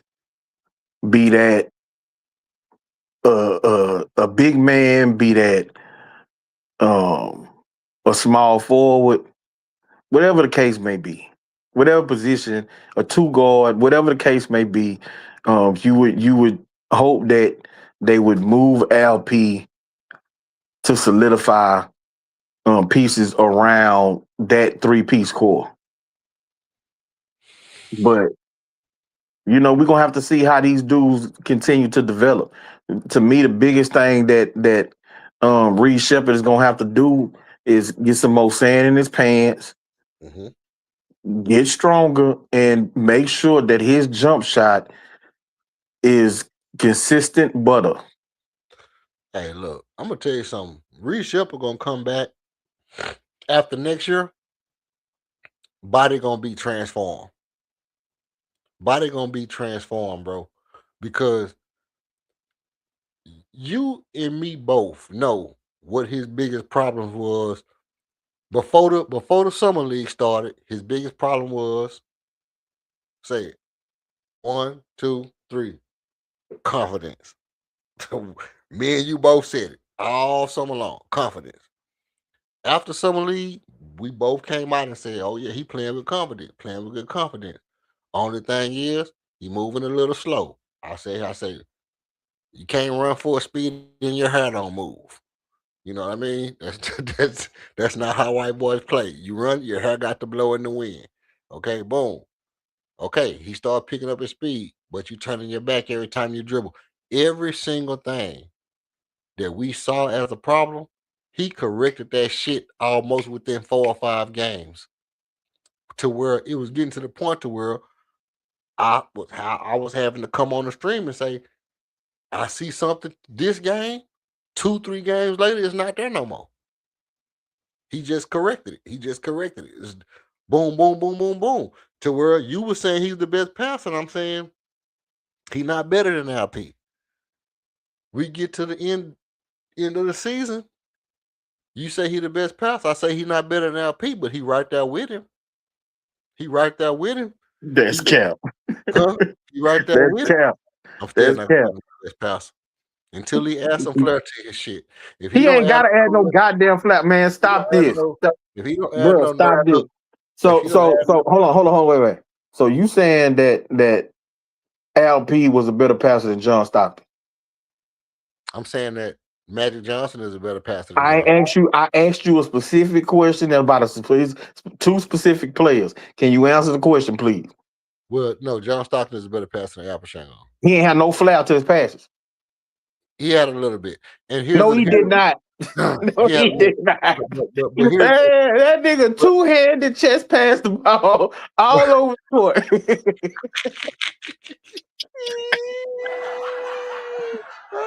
all over the court. But All no, over the court. He was the most fundamental passer motherfucker I'd ever seen in my life. You know what I'm saying? Even the little bounce pocket passes, he put 2 hands on it to pass Karl Malone. He didn't even have one-handed bounce pass. He took both hands and passed that bounce pass to Karl Malone. He would baseball that mug though. He would baseball pass that mug in a heartbeat. But here go. But the fair comparison is this: a passer that's actually on his level, you would say is Magic Johnson, right? On who level? On John Stockton, right? Right? Elite. Yeah. Elite level pass. But see, you trying to muddy the water. You can't compare two B pluses to a nigga that's 100 to a nigga that's No. I'm making a point because you try to say that Shep ain't a better passer than LP because he ain't got no flair to his passes. And my point is that 1B, 1A, 1B best passer probably of all time had no flair to his passes. You ain't gotta have no flair to your passes to be a better passer than another guy. I'm saying his court vision, his passing ability is better, is the best on the team, is better than LP. LP wants to make the flare passes, but he can't make the simple passes. Yeah, especially into a shooting pocket. That's kind of like a little straw man you're doing right there, bro. That ain't no straw man, that's facts. But what I'm saying is, what I'm saying is, if LP and Reed are in the same tier, they both C tier passers. And then you say, oh, well, because a nigga that's in the C tier can't pass better than a nigga that's in the A tier, all of a sudden, no, it don't go like that. We saying these two C tier players, I can't put the one past the other because he don't have no flair to his passes. But what I can do is I can say a nigga that's in the B tier, B minus. If I got a nigga that's a C plus, and I got a nigga that's a B minus, I might take the nigga that's a B plus. I mean, I might take the nigga that's a C plus over the nigga that's a B minus for showmanship. Not a nigga that's all the way at the top of the top of the top of the top. Yeah, and so I'm gonna take the B minus over the C. I don't give a damn. You want to say C plus or whatever. I'm taking because the B minus or LeBron James. What? You taking white chocolate or LeBron James as a passer? LeBron. The fuck out of here. So you saying LeBron ain't a better passer than Jason Williams? Never. That's crazy. Never. You almost got booted the fuck off my stage. Yeah, that's crazy. You just pissed me off. You just pissed me off. It better be pissed off than pissed on. If you think Jason Williams is a better passer than LeBron because he did the flare, the underhanded passes and the whip passes and all that, but he's as a just strictly passer. Again, pockets. And Jason Williams was a great passer, but I do have to give it to LeBron as just being a better passer. His vision, him being able to pass over defenses and make any pass on the court. Like LeBron literally can do that.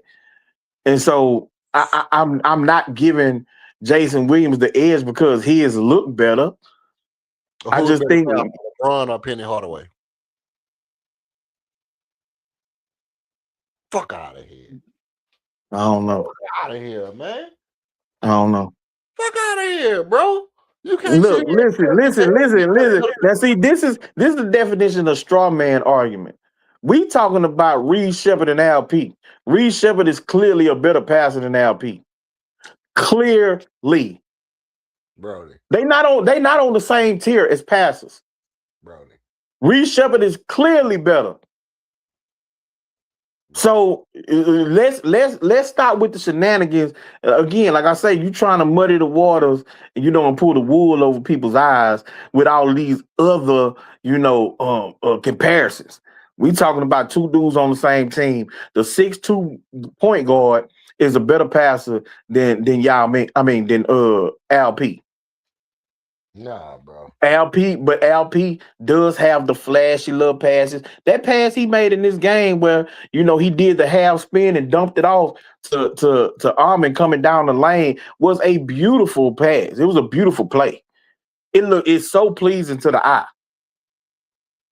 The fact of the matter is that 90% of the time he gets himself in trouble driving to the paint. He don't even know where the open man is and can't make that pass and ends up turning it over. Look, He averages more turnovers than the point guard. I don't know, bro. I'm shocked and appalled at you, bro. I'm shocked and appalled. I'm a shock. Nigga, you ain't Paul, nigga. You EF, nigga. Hey, don't ask nobody what my name is no more, man, because they might tell you I'm Paul from now on. But listen, there's no way. Two things you can't never convince me ever that you know shit about passing the basketball because nobody in their right mind. Only Skip Bayless gonna tell you that LeBron James the greatest probably one of the greatest passers of the basketball we ever seen. Oh, I never said that. I never said that. You said he I better said than he's a Jason better Williams. passer. Yes, he's better than Jason Williams. I didn't say he's one of the best passers of all time. Jason Williams ain't one of the best passers of all time. No, he absolutely is. Okay. You say he is? Absolutely one of the best passers of all time. That shit is crazy. Absolutely one of the That's best. just crazy. He's not a better passer than Rajon Rondo. He ain't a better passer than Jason Kidd. He ain't a better passer than Steve Nash. He ain't a better passer than Magic, John Stockton, what's the motherfucker who goddamn his name right there. The motherfucker, he ain't a better passer than Russell Westbrook nor James Harden. The motherfucker who had the triple doubles first, Oscar Robertson. He ain't a better passer than Oscar Robertson. I don't think he a better passer than Chris Webber, who was on his own goddamn team. Child, please. Ain't no win here. He ain't a better passer than Arvydas Sabonis. He ain't a better passer than goddamn the Joker. All them niggas that you said is better passers than LeBron James. No, they not. Not all of them. Everybody that you said is a better passer. No, not all of them. Not all of them. Let me ask you this. Have you ever seen LeBron James do a no-look pass where he didn't look at the nigga first and then turn his head and then look at the nigga and then act like he wasn't looking but still was looking out the corner of his eye? Bro, most of the dudes who make the no-look passes saw the dude first. Like stop it. Magic tricked y'all making y'all think he ain't see the nigga, but he saw him.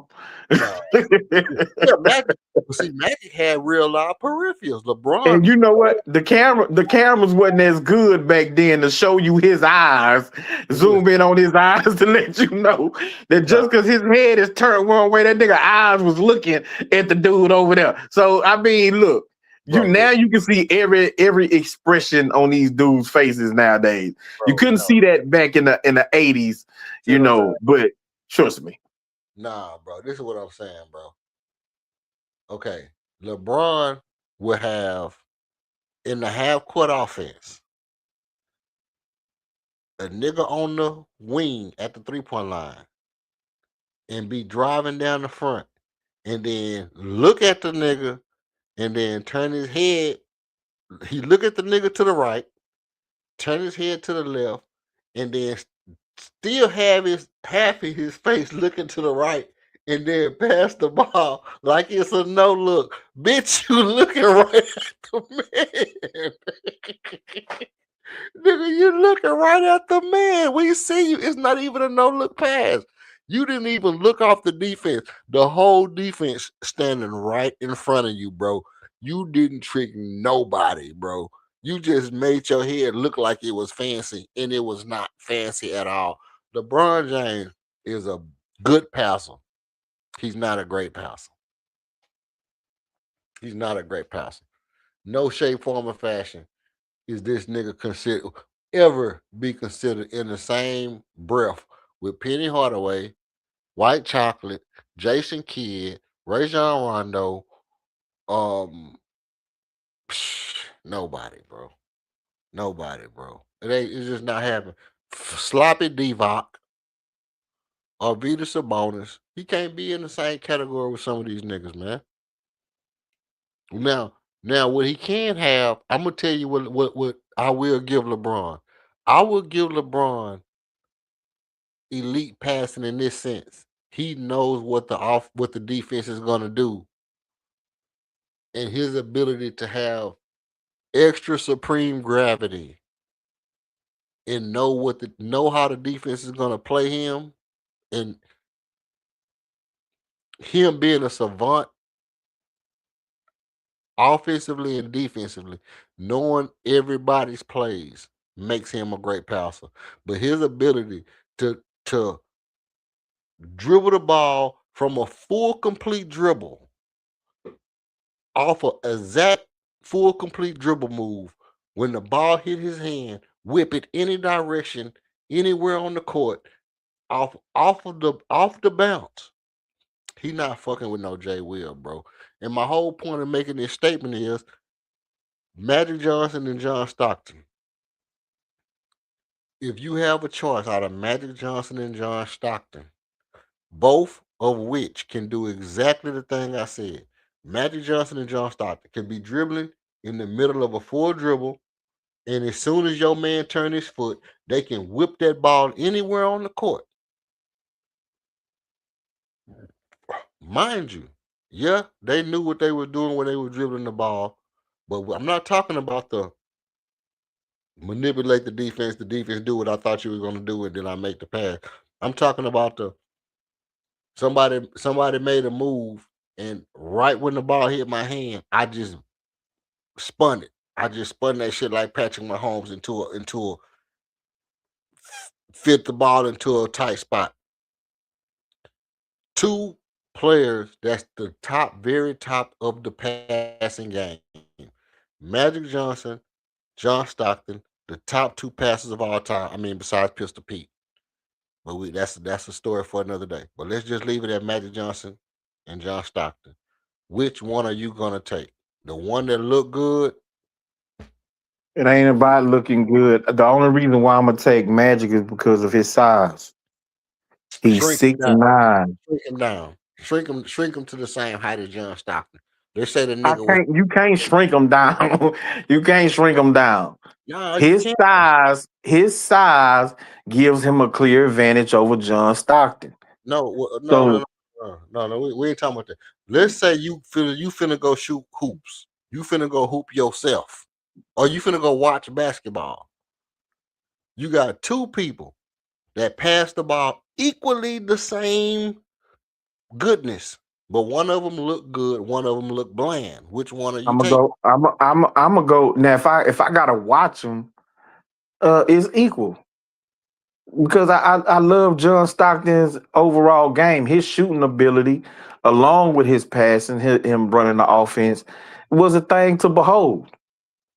Now again, Magic had the flair to his game, but he wasn't the shooter that John Stockton was. Seeing John Stockton come off them pick and rolls and hit them mid ranges or hit them catch and shoot threes and stuff like that, bro. It was amazing to watch. It was fun to watch. Just like Steve Nash. Steve Nash's overall game is what made it fun. Him running full speed, making them pass, but also at any point he can come off that pick and roll and drain that shot. When he took it, you pretty much knew he was gonna make it. Mm-hmm. I agree. That's equally as beautiful as seeing, a dude, come down with the one hand and he got the ball and he, whipping it over his head and all that. Like, okay. The Steve Nash and Magic Johnson put together. In a sense, he was a little bit of both of them. Now let's not cut Steve Nash. Let's not. He was the short Magic Johnson, and he wasn't just doing no regular chest passes. That nigga was doing some real shit. He had some lob threats, so I guess that made it look different. Passes, he did. He had Stoudemire, and he had Sean Marion. He did the elbow shit in the game, like Jay Will. He did the elbow shit in the game. I don't remember. I think he did. I think Steve Nash did the elbow shit in the game like White I don't remember him doing that in the game. I think he did, bro. I think he did the I mean, he elbow. could have. I'm not saying you wrong. I'm just saying I don't remember. I don't remember Steve Nash doing that. Yeah, Steve Nash was nasty, bro. Steve Nash was nasty. Yeah, And he then was. But that's why I said, so I could, pay to watch Magic or John Stockton or a Steve Nash, and they games weren't exactly the same. It was different, but I could take pleasure out of watching either one of those great passers play. I think you trying to downgrade LeBron and his passing ability, but I mean, and I'm not even a LeBron fan, man, but okay. he is a very, very good passer of the basketball, bro. Like he just is. If you talk about this era of basketball, um, I think that the three best passes of the era, and I'm not talking about 40-year-old LeBron. I'm talking about 5-7 years ago. It was James Harden, LeBron James, and Chris Paul. Those were, and I'm not saying it in that order, but those were the best passes of that particular era.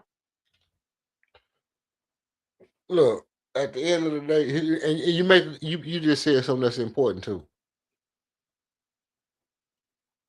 Um, Chris Paul. Chris Paul. Yeah, Because Chris Paul yeah, he being had a John Stockton. He had a John Stockton type game, he had a John or Stockton. Steve Nash type game. Exactly. He had a John Stockton type game. But Chris Paul's ball handling was so elite, like Steve Nash. His ball handling was so elite that it made his passing better. Which, I guess that go because to me, here's the thing. When people say this right here, and I guess this is on a whole nother note. When people say best ball handlers of all time, and they don't put in passers, they just put in patters. I don't think that's fair because passing is the most essential part of is the second most essential part of ball handling. The first part is not losing the ball when you're trying to do something with it. The second part of it is when I have to get it off my hand, other than shoot it, do I, am I doing it efficiently? So it's one of the reasons why when people say best ball handlers of all time, I always say, why y'all don't put Pistol Pete and white chocolate in there? You just automatically, first of all, I mean, obviously it's Skip to my Lou. Skip to my Lou is obviously the best ball handler of all time. Okay, that's done. I don't know about that. That's done. That's done. I'm not even gonna talk to nobody about that. We're not even gonna argue with nobody about that. The best ball handler, I don't know about that though. yeah, the best ball handlers already admit that. Because Yeah. honestly, I think White Chocolate was a better ball handler than Skip to my Lou. Well, Kenny Smith and them and I niggas don't that care about play, no goddamn Kenny Smith, man. Kenny Smith and them and niggas that seen him play. From New York, they from the same city as Skip to my Lou. They pick a nigga from their city. Okay. Hey, listen. like, oh, okay. Niggas that seen him play and they seen all the ball handlers that do all the tricks, they acknowledge him as the best ball handler. He played for the Rockets. Guess what I'm gonna do? I'm gonna go with it because I fuck with Skip to my Lou. I ain't gonna argue with it. Um, I'm not gonna put Kyrie over Skip to my Lou just because people all of a sudden want to try to push Skip to my Lou out the thing because Kyrie was more popular. But I notice how everybody try to say Kyrie the best ball handler all of a sudden, and they want to leave Skip to my Lou out the talk, out the conversation. But they do that to all the Rockets. Notice this. Notice what I'm telling you. Whenever a Rocket is the greatest at something, they'll find another way to get anybody in there so they can put somebody in over that Rocket. Who's the best defender of all time? Hakeem. Now, we know that. I know that. You know that. But what they doing now? Trying to squeeze the White Howard in there over Elijah Warren. But again, so it's some conversations that have merit, and there's other conversations that you shouldn't take serious, and that's one of them. You shouldn't take no conversation serious when they trying to put Dwight Howard in the same category as Dream. But all they got to do is squeeze Dwight Howard in there a little bit, so that they Yeah, can but that don't make it a serious conversation though. so they can squeeze Wemby in there or Anthony Edwards in there and be like, oh yeah, this right here nigga the best defender ever. That's all they trying to do. It's just a way to try to get it away from the Houston Rockets. Because if you say Akeem Olajuwon is the best defender ever, guess what you can't do? You can't make Shaq be the best center ever. Yeah, but I don't think nobody has Shaq as the best center ever. Well, they try to say Kareem, Wilt, Shaq over Dream. And you can't put Shaq over Dream if Dream is the best defensive player of all times. Yeah, but see, you know that the thing with Shaq is with them putting him above Akeem is his scoring ability and his rings. That's what that boils down to. That's why they putting him above Dream. It's not, necessarily skill set for skill set when you're talking about these players. Shaq, was like putting up over 30 a game in the playoffs. Like his point totals was astronomical, especially for a big man. And then the fact that he won 4 titles. Dream won 2. He was Finals MVP 4 times or 3 times. So that's what that boils down to. Yeah, I don't think it's player for player or skill set for skill set. Yeah, but because if you're talking about skill sets, then yeah, Dream is the better player. If you're talking about careers, then you kind of have to give it to Shaq. He had a better career than Dream did. Yeah. But I'm still if when I'm putting together my top 10 or whatever, I'm still putting Dream above Shaq. That's just me. Like I say, if you talk about centers to me, and you don't say Bill Russell and Wilt Chamberlain, you get the fuck out my face. You get the fuck out my face before you. And the only which way we can have a conversation is you say Akeem Olajuwon is arguably the best center in the world. And I can make an argument that he's better than Wilt Chamberlain and Bill Russell. That's the only thing you can do. Other than that, I don't want to hear shit about it. Don't tell me about no Kareem. Don't tell me about no Shaq. I don't want to hear no Dwight Howard, Vitas Sabonis, no Kila Jokic, Victor Wembanyama, Zubran Silgauskas. None of that shit. I don't want to hear none of that shit. No Anderson Varejao, no none of Joakim Noah, none of them niggas ain't fucking with Olajuwon. I ain't even trying to hear that shit. I ain't never seen nobody run down no point guard and block their shot before they get the layup off. You can't tell me nothing about nobody until you tell me, hey, I seen an African run down a point guard full speed. The point guard was running full speed. The African was running full speed. He was halfway at the court. Ran down the point guard, one of the best ball handlers of all time. Ran him down and blocked this shit into the 5th row. You ain't never seen that shit. Don't tell me nothing. But with that being said, still, Alper Sengun, Reed Shepard, I say they equal in passing. But with that being said, if you want to argue that Reed Shepard is, I wouldn't even argue with you about if Reed Shepard the best passer on the team right now. I wouldn't. I would say Alp still got him by a little bit. Reason why I would say this is because he done played professional, MVP of the Turkish League, which is a prominent league in the world. Damn near won the shit again this year. Damn near got them niggas to the championship this year. He's a leader as a passer. He's shown that he proved it. Yes, he got the fancy passes. He can no look. He can look around, wrap around, pass, interior, exterior, run the offense, top of the key, pocket pass, whip across the. He can do all the shit. But I saw something tonight from Reed Shepard, which is why I even brought it up. I saw something tonight from Reed Shepard that to most people don't stick out, but it stick out to me because I'm a basketball connoisseur, and I tell you what it was. Reed Shepard drove, and he waited until the defense moved. He jumped, which you don't supposed to do, but he knew he had to jump in order to fake the pass, and then he tried to throw the pass baseline.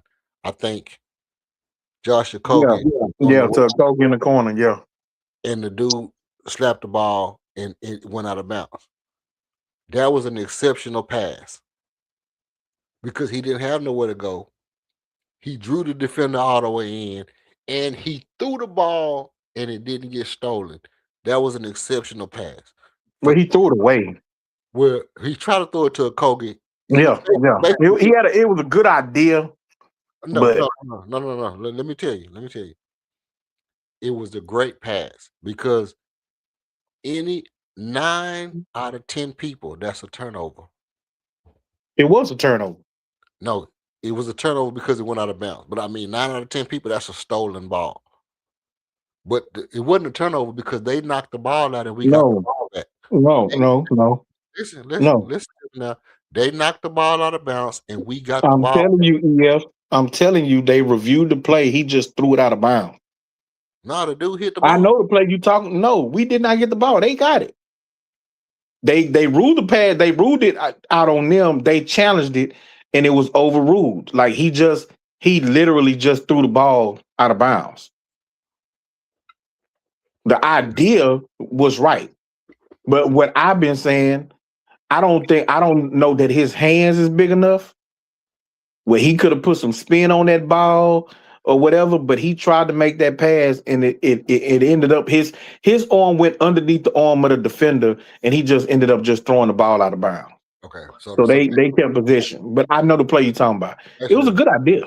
Yeah, the dude fouled him. At any rate, the dude didn't get to steal. Where most people, when you jump in the air like that, most people that's a steal. But he was able to draw the man in, try to throw the pass, and the pass didn't get stole. And some kind of way, the defender interfered with the pass. He didn't just throw the ball out of bounds. The reason why I know that is because the ball didn't go before feet. So something happened. The man either hit his arm or hit the ball, did something because the ball didn't even go further enough for him to have just thrown it without any interference. You understand what I'm saying? Yeah, that's why I say his arm went underneath the defender's arm. Okay. So maybe if the defender not there, he can get that pass to Okogie. He the follow through can have it to where it get there, but the pass didn't get there, and so it really where he just threw it away. Okay. Again, it was a good idea, but he wasn't able to pull it off. Okay. I can see that, but that to me, that pass in and of itself, that was I want to say that was an elite pass moment, not an elite pass completed, but it was an elite pass moment. That was a very Steve Nash like play. That was a change of pace going to the goal, right? It was a soon as the ball come, boom, I'm gone. First of all, he did the turn my back, pat, and instead of turning his back and pick the ball up, which was the thing I was talking about earlier. Turn my back, pat down low, boom, drive to the goal, and then change the pace, slow down, let the defense get a defense time to come. I just made 2 shots on you in the paint. You got to contest me. If you don't contest me, I'm going to hit this layup. The defense come, and now I jump and whip it across the court because I already know he over there. But I was gonna really get this bucket if y'all didn't come. But since y'all came, let me throw this pass. And that was a very Steve Nash like play to me. Now, like you said earlier, when he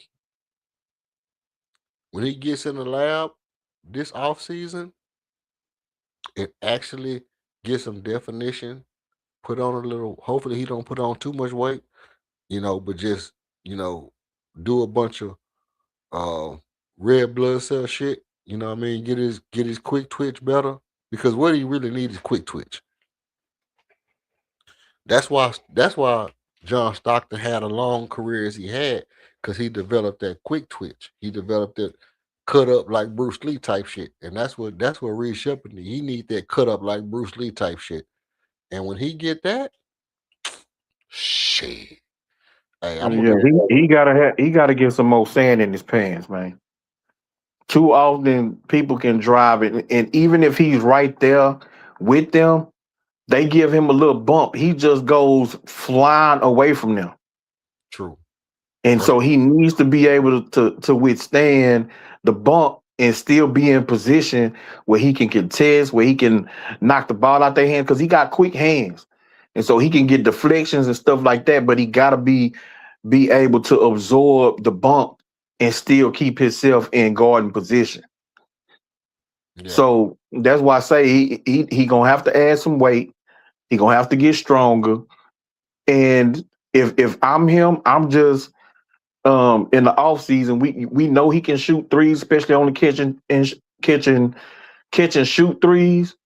But he has to get a mid range shot that's gonna be automatic. The floater look good. His mid range jump shots is being off lately. So if he can get his mid ranges and his floaters as money, along with his 3-point shooting, and he can get stronger, then yeah, he gonna make it extremely tough to take him off the court. Because otherwise, he caused too much havoc on the court with getting steals and deflections and blocks and stuff. Which he had none of tonight. Right, but he only played like 18 minutes. Yeah, he played 18 minutes. He didn't have no action. He had to get no love tonight on no defensive shit. Let me ask you this right here. Other than us just getting the Lakers, even if we get the Lakers, which I think would be a great thing for the LeBron and Kevin Durant,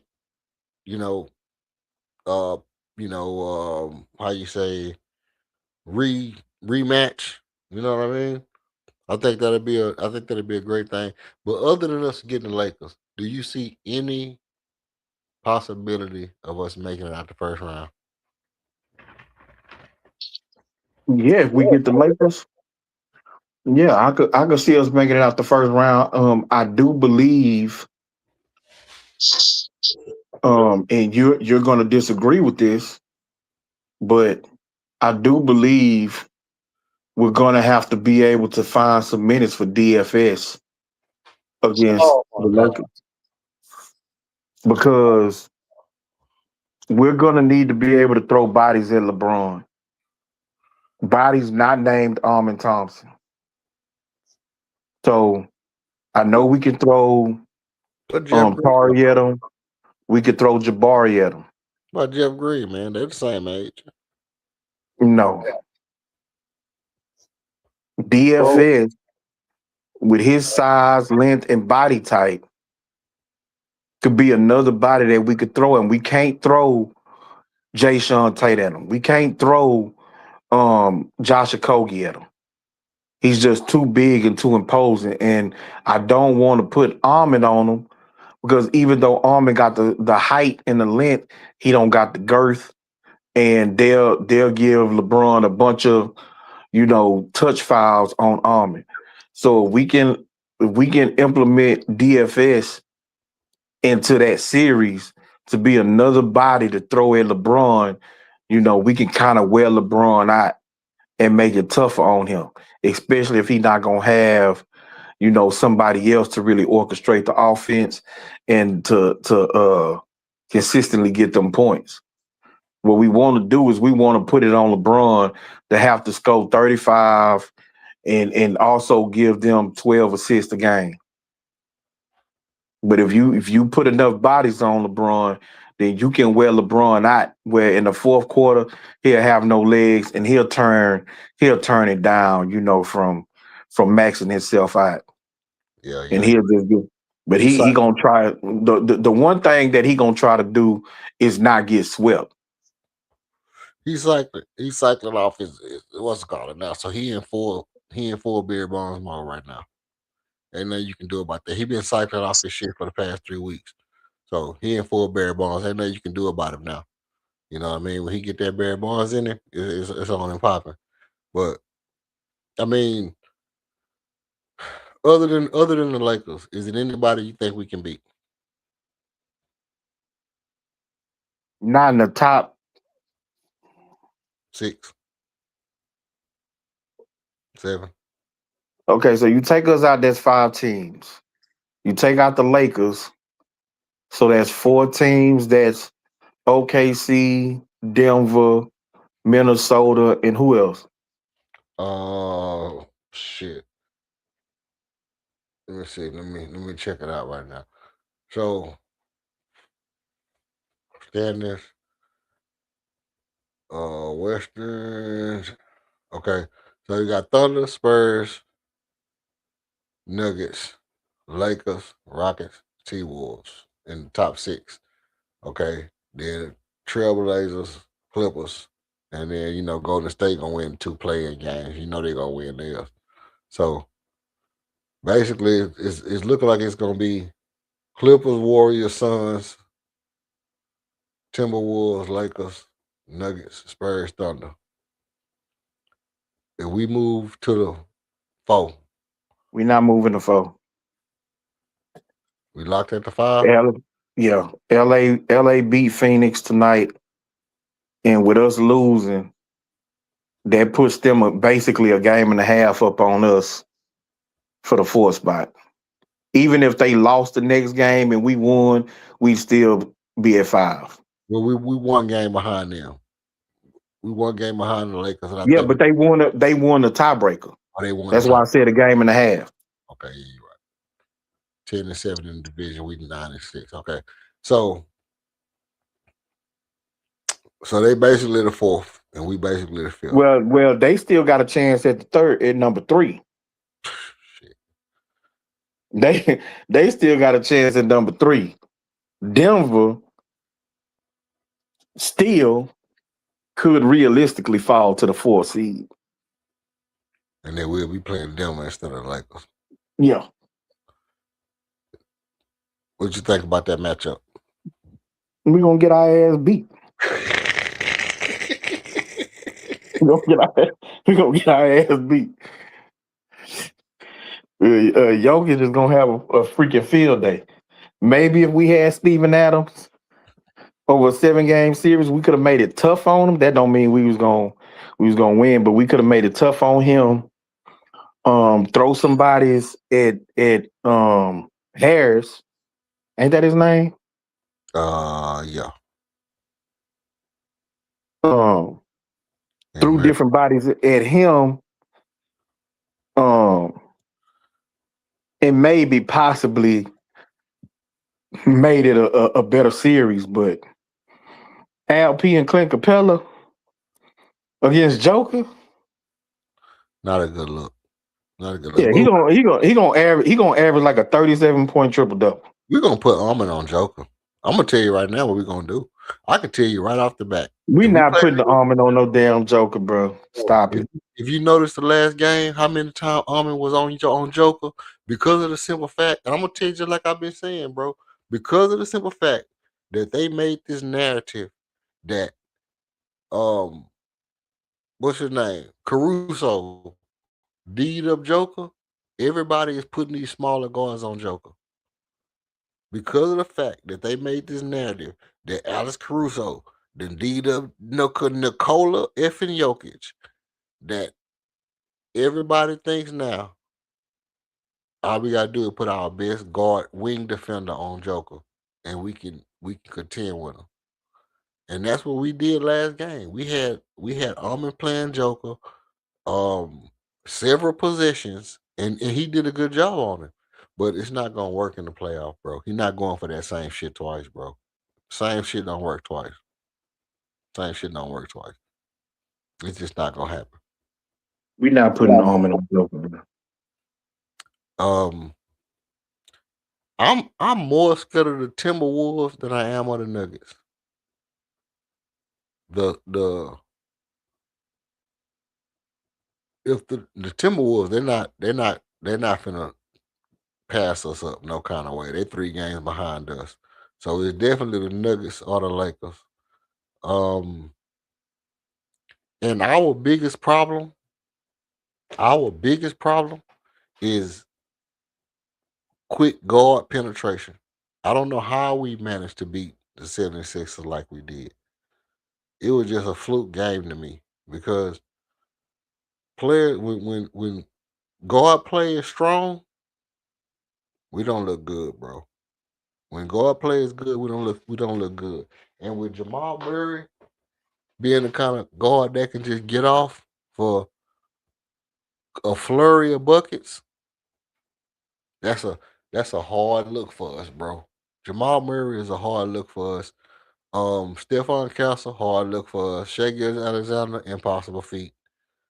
Um, we saw it tonight with DiVincenzo and Mike Conley Jr. Just a hard look for us. You know, the Suns we can beat because they don't have no super quick, scoring guards that can just. I mean, they got Jalen Green, but he not that super fast. Um, the Clippers with Darius Garland, they smacking us. Man, you better knock it off. Man, Darius Garland will smack the shit out of us, Man, bro. you better knock it off. Man, I'm telling you, Darius Garland will smack the shit out of us. I'm telling you, bro. Our So biggest problem. why he was getting smacked the whole time he was in Cleveland? I don't know the last time Cleveland beat us, bro. Darius Garland been hurt every playoff time, bro. I'm talking about against us. He was in the Eastern Conference. We played him twice a year. No, he wasn't hurt every time. We didn't win against him. We smacked him with Jalen Green on our team. Because Jalen Green quicker. Man, stop it. Jalen Green 6'4", 6'5", and quick, bro. Okay, and so what you think Armin is? Not Armin is one man, but what's Reed Shepard?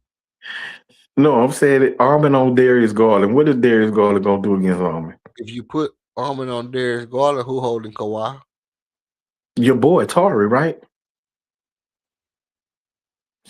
Your boy can't.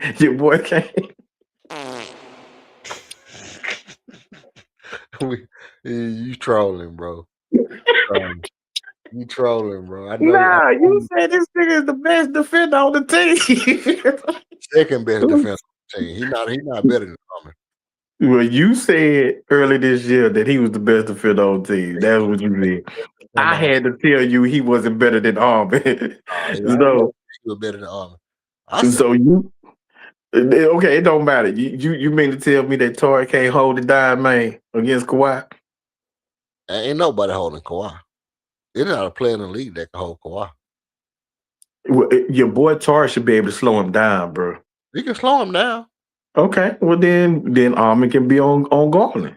But that means we don't have our 3-point shooter on the court. Who's our 3-point shooter? Reed. Why? Because if we got Armin on the court and we got Tari on the court, that means Reed on the bench. Because according Reed can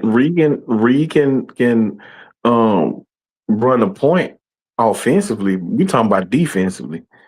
We can put him on somebody. We can put Reed Shepard on somebody else.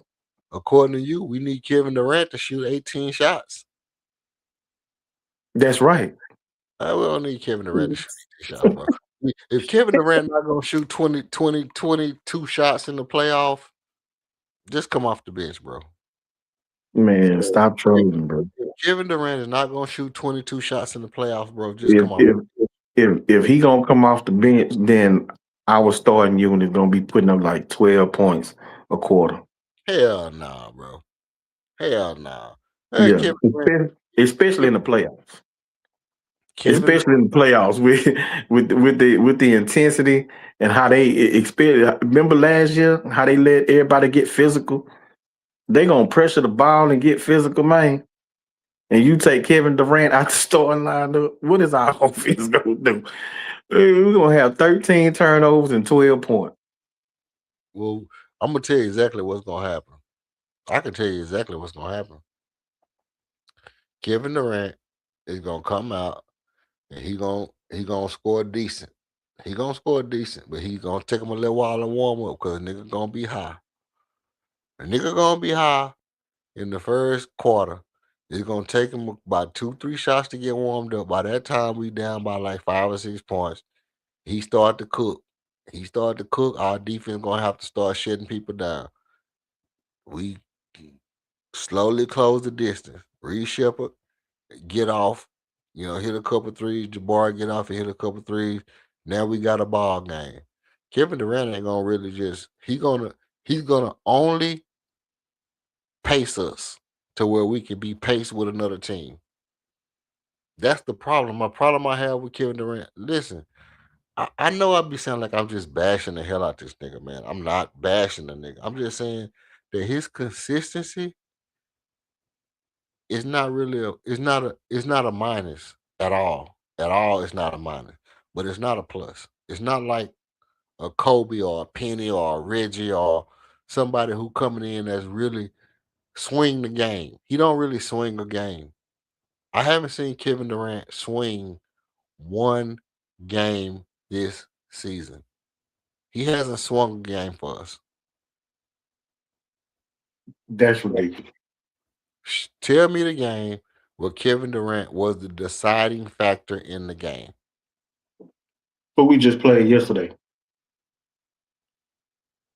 Philadelphia. Okay. That's the game. He was the deciding factor. Yeah. Come on, man. We blew them niggas out by like 50 points, bro. No, we didn't. No, we didn't. That team was within 5 points with 4 minutes to go.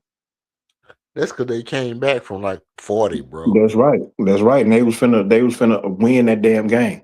We not score. We didn't. We went 5 minutes without scoring in the fourth quarter. And then his consistency. He hit a three that pushed the lead to 8. The very next possession, Holiday hit a 3. 2 possessions later, KD hit the last 3. That ended the game. Let me ask you. But that first 3 swung the momentum back in our favor for us to be able to leave up out of there with a win. Yeah, but if you got the best score, one of the best scorers of all time on your team, do you feel like if a team is down by 10, 15 points, that they are really, really, really supposed to be able to get back in that game if he's keeping his foot on their neck? Well, he was on the bench. I mean, he does have to rest. And when you up big, the idea really is to pull him out the game and he don't have to come back, that you can sustain the lead. The fact that we could not sustain the lead further implies that what he provides to this team is definitely needed. It's needed. It's needed. But I posit that what he provides to this team could very well be supplemented by a heavy dose of Reed Shepard shooting a hell of a lot of shots. Because a lot of times, like you say, a lot of times trying to get the ball to Kevin Durant for 4, 5, 6, 7 seconds is swing the ball, Reed Shepard, get an open shot, shoot that bitch, make it or miss it, come back down, shoot that bitch, make it or miss it, come back down, shoot that bitch, make it or miss it. And within them 3 shots, Reed Shepard will get you 3 points. And it might take only 24 seconds to do all that shit, but it might take you 6 or 7, 8, 9, 10 seconds just for Kevin Durant to get you 2 points.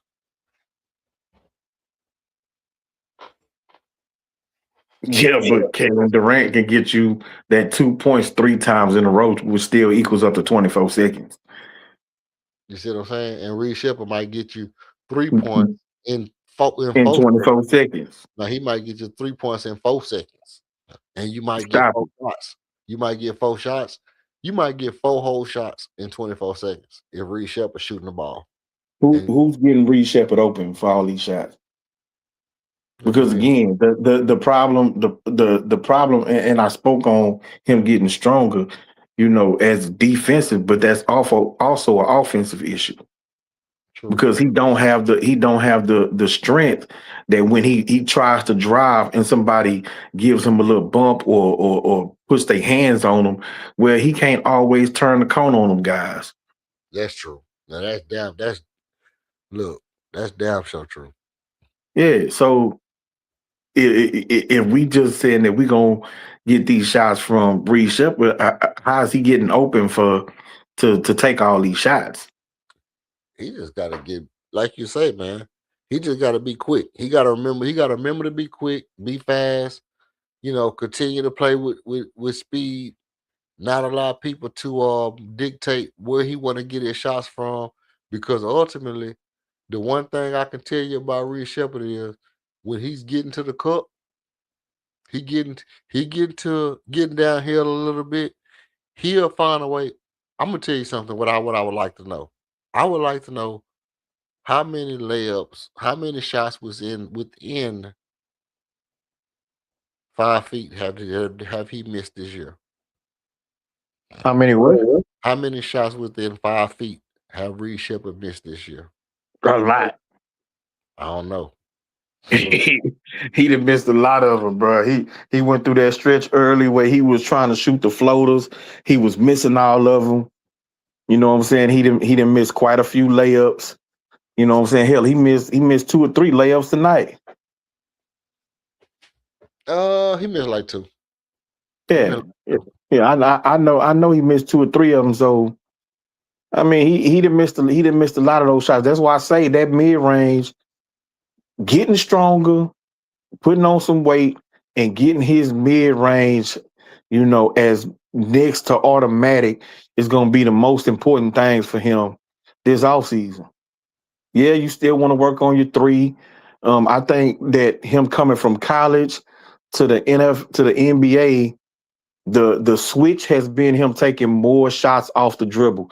I don't think that's something that he did a whole lot in Duke. It's something that he gonna have to really, continue to work on and get better. He better this year than he was last year, right? So we're gonna need him to keep improving of being able to shoot off the dribble, especially from range, at a good clip. And he's 39% 3-point shooter. That's good. We want him to get more consistent with that. But the most important thing is in that mid range. A lot of teams is gonna play him over the top. They're gonna come over the pick. They're gonna, play him real high off the 3-point line. So he needs to be able to get to certain spots inside the 3-point line and be able to make them shots at a high clip. Yeah. I can dig it. I can dig. He definitely got to be able to make the mid range and to be able to have good shot selection as far as am I gonna go to my floater? Am I gonna go to my mid range pull up? And then again, like I say, that shooting the ball drifting to the side sometimes is just unnecessary. Sometimes that shooting the ball drifting to the side it blows me, bro. I don't understand why you come across you know, you come across the 3-point line and you go into your right and you got to float to the side instead of just coming down, plant your feet, go straight up and shoot the ball. Just go straight up and shoot the ball, bro. You never seen Calvin Murphy coming down and he gonna go for a 15-foot Jimmy and he drifting to the side, floating to the side and all that shit. You just come straight down, make move that do roll. Come straight down, jump straight up, shoot the ball. You don't have to float to the side and hope that the ball magically go towards the rim and all that shit. Some of that shit is it just don't make no sense. I'll tell you something that I realized about our team, bro. Yeah. We don't have a 0 7-footer on our team. We don't have not a now. Do you realize that Clint Capella and Jabari Smith Jr. is the same height? Yeah. They're Clint both 6'11". Huh? They're both 6'11". No, they both 6'10". Kevin Durant and Steven Adams is the only player. Oh, they got Jabari Smith at 6'11". When did that nigga grow an inch? That nigga ain't never been 6'11" in my life. But Yeah.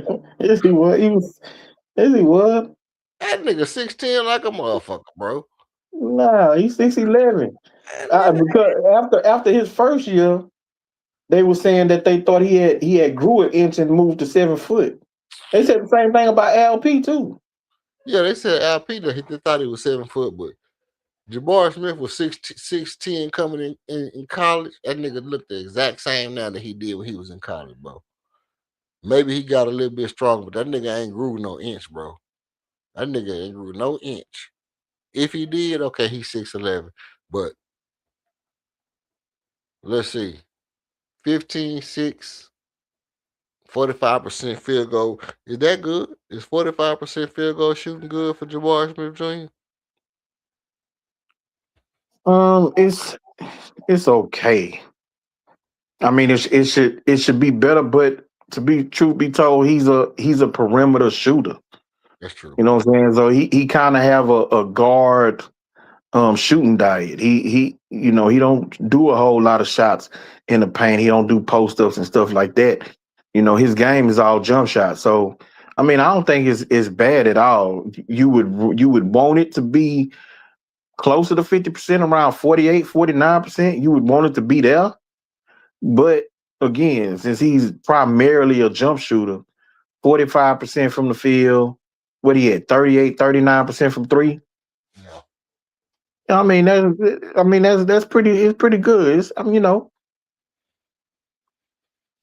pretty good. Let me ask you this.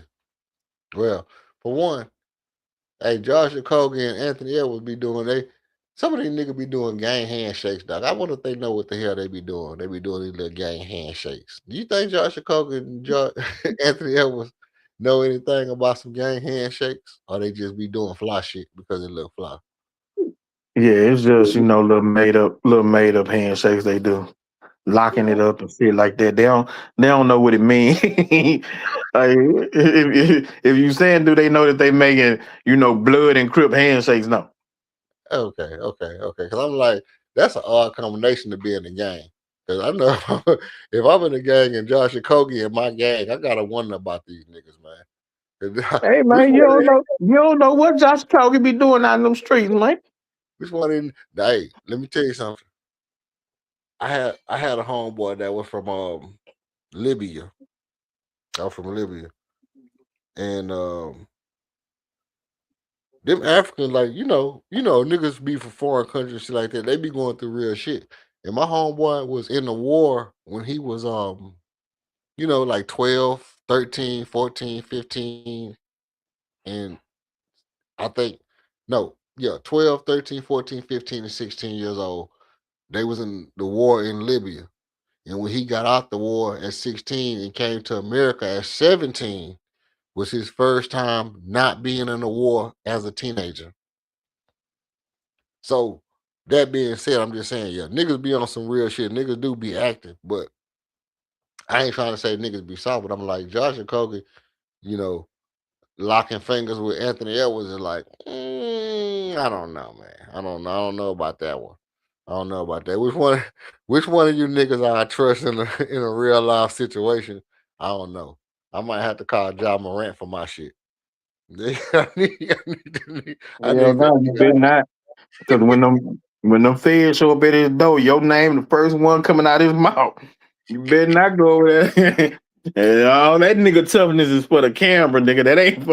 That ain't for no real life action, bro. I need, I need, I need John with my shit. That nigga there throw a hand grenade on your ass. Okay. So look, you say Dorian Finney-Smith gonna have to get some burn in order for us to be successful. You think that's a mandatory situation that he's gonna have to actually be effective in order for us to get some burn, or you saying that it just might be a good idea? I think he gonna have to see some burn. His effectiveness is gonna have to be on the defensive end. Now, his shooting, his offense has been probably the worst of his career. You think? Yeah. Shit. This your king? Is this your king, nigga? This the nigga that you said was our second best defender. Well, look, he is coming off an injury, off of surgery. Yeah. Here we go with You this. know, so Here we go with this. I think he rushed him. He rushed himself back. You know, he heard the talk. He heard what everybody was saying when they was like, "Where's DFS? Where's DFS? Where's DFS?" So I think he rushed himself back. I don't think that he's 100% fully healed and healthy off that surgery that he had in the off season. May have had a setback or two, but my hope is that what MA has been doing for the last 2 weeks, however long it's been, that he's now been giving those minutes to, you know, Jay Sean Tate and um uh Holiday, and you know what I'm saying, he's been giving these other guys these minutes, was to give DFS a little bit of time to get himself together, get his body right. And so that hopefully, you know, by the time we come into the playoffs, he'll be somebody that we can put out there to give us that defense, that extra body. And that's I think is mostly important for this particular lineup. If we was playing Denver, I don't think it's the same way. Okay. Right? But against the Lakers and LeBron, even if Luka was playing, I would think that we would need that extra wing and kind of have Armin, you know, guard Austin Reeves, you know, Murray, you know what I'm saying? Put him on those type of guys, the guards, the quicker dudes. Put him on those guys where he can, you know, kind of use his size and his length to bother those guys, and still be able to, you know, do what he want to do offensively. Trying to put him on LeBron or on Luka, you know, that'll be more of a detriment to him than anything else. I'm gonna tell you like this right here. Dorian Finney-Smith ain't never been nobody on my radar. The fact that we picked him up this year instead of getting a scorer that can score the basketball, a 6-man that can create for itself, was amazing to me. I never understood why we did that. I do understand it because I know I kind of understand Ime, you know, with the Jeff Van Gundy, Greg Popovich, Tim, you know, Tom Thibodeau kind of mentality, this conservative smash mouth style of play. You know, I get it, but by the same token, I'm like, you know, all right, whatever the case may be. All right, I'm not gonna knock Charlie. I'm not gonna knock Dorian Finney-Smith. What I'm gonna say is this: is that at the end of the day, at this point in the season, how many games we got left? One more game left. So shit, I said 13 games. No, we got five more games left in the season. We're gonna make these 5 games our best game of the year. Best 5 games of the year. We're gonna try to make these streams firecracker hot. Wanna try to get to I need to try to get 4, 5, 6 subs out of every stream, hopefully. Appreciate everybody that's been coming through with the views, man. I've been getting a lot of views, bro. I ain't gonna lie. It ain't been crazy, but you know, I've been getting steady views, and I appreciate everybody coming through with the views. Now, with that being said,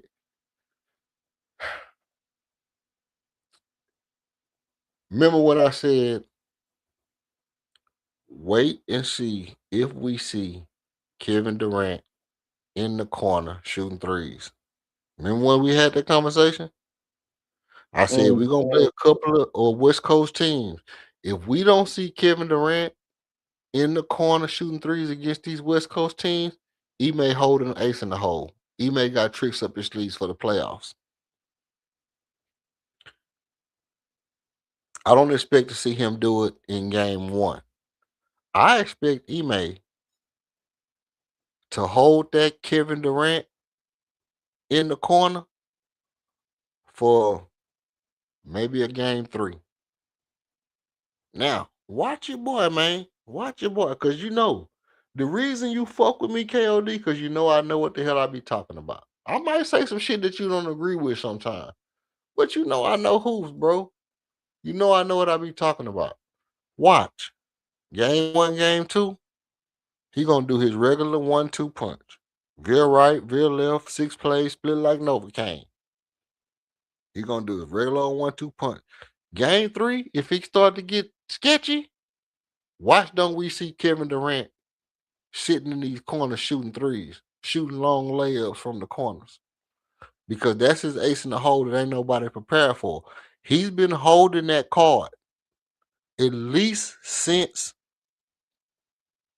February. At least since late February, he been holding that card. And he haven't been letting people see that play. And it's exactly what I thought. When we had that conversation, I said, you know what? He might do it once or twice more between now and the end of the season. But we only saw him do that shit one time all season long. Just like we saw him do that shit one time in the playoff last year to get Jalen Green going. We saw him do that shit one time. And that was when Kevin Durant broke that record. I expect to see Ime Udoka deploy that strategy when times get hard, when the going get tough, and it don't seem like he got no other way to get Kevin Durant the ball. That's why he's letting Reed Shepard try to go get your paper, Reed. LP, go get your paper. Go get your paper. Jabari, go get your paper. He's deploying these niggas one at a time and telling them to go get your paper. And looking at them and saying, okay, if we play this type of basketball, we can win. If we play this type of basketball, we can win. If we play this type of basketball, this person can be successful. And the thing we saw tonight is that can score at will. Can score at will if the referees be fair. For one, he ain't scared to get physical with you. He'll mix it up with you. He'll take the draw to contact. He'll run in your chest, run in your mouth, all that good shit, Paul. Ain't scared. But what we never saw tonight was Kevin Durant sitting in the Josh Okogie spot. Kevin Durant sitting in the Dorian Finney-Smith spot. We never saw him doing that. He was always at the top of the key. It was no reason at times. And I wish I could, without YouTube flagging me, because they like to flag a nigga now every time I pull up a damn highlight or anything. They like to flag a nigga. But I wish I could go back and show you how many times the baseline was over top of the 3-point line when he could have drifted down in that corner easily. So it was times where he was running plays that wasn't even the actual plays that he's going to be running in the playoff, but Kevin Durant was still not dropping down into that corner 3. That I expect it's going to be some games in this first round. And here's my take. If we see Kevin Durant going into that corner 3, we'll make it to the second round. If we make it into the second round and that corner 3, Kevin Durant is cooking, and if Reed Shepard takes the same kind of jump that took last year, that play under the bright lights, the shit kick in and my adrenaline pumping, and I'm shooting the ball with. If Reed Shepard make the same incremental jump that Thompson made last year, and Ime pulls that ace in the hole, pull that ace out of his pocket, and start playing Kevin Durant in the corner, what that's going to do is open up the floor, allow Armin to get downhill even faster and better, It's gonna open up the middle of the lane for Alper Shangon. It's gonna still have Reed Shepard out here shooting threes with Jabari Smith. And Jabari and Amon shooting threes at the top, and KD switching back and forth in the corner for shoot threes. I still think we can make it to the Western Conference Finals. No, But it's gonna take all that. nah, bro, not this year. I think we can do it. I think we can make it to the Western Second Conference round, Finals. second round will be against OKC. how we getting to the Western Conference Finals? You know, our second round, if we get past the first round, our second round is against OKC. Automatically, just because we in the 5. Yes, the 4-5 plays the winner of the 1-8, which is gonna be OKC versus Golden State. Yeah, And you don't think Golden State can beat hell OKC? no, hell no. You sleeping? I'm sleeping. You sleeping on You something? you think Steph Curry by himself gonna beat OKC? Well, I'm gonna tell you what I think. I think you can't never count that light skinned nigga out of shit. Bullshit. You can't never count that light skinned brother out, bro. Steph will shoot your ass, shoot your lights out, bro. Yeah, not for 4 games against the best defense in basketball. One of the best offenses in basketball. They ain't Hey, got enough. They ain't got enough firepower. They don't got enough defense. They ain't got enough offense. Maybe if he had a legitimate sidekick, he don't even got Jimmy Butler with him. he got Kristaps Porzingis and Draymond. Man, Kristaps stop. let me tell you. Let me tell you how this could go.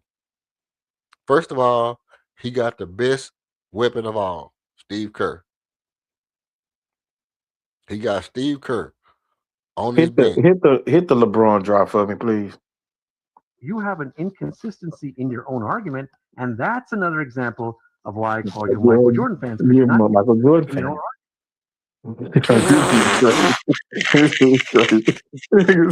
He got Steve Kerr. That's how I know you're a Michael Jordan fan. Your damn arguments has no logic or consistency to it. I can tell. That nigga say you say you got Steve Kerr, you a Jordan fan, nigga. You automatically. Anytime you say Steve, hey, you say you like Michael LeBron, Jordan fan. That's right. That's right. Who did Michael Jordan choke? Steve Kerr. All right. Yeah. degrees of separation. but nah, listen. You got Steve Kerr on your bench. I don't think nobody gonna outcoach Steve Kerr. That's one thing. 2, Draymond Green. Lou Dortz versus Draymond Green. That's gonna be a matchup to watch because Draymond on Chet, Draymond all day. Draymond taking Chet out the game. Chet is not ready for Draymond. Okay. Now you got Shea 30, Shea 40 against Steph Curry 30, Steph Curry 40. All right. You got J Dub 25, 28 against who? Against Porzingis and Pozinski. Porzingis soft as hell. He not gonna do nothing against Hartenstein.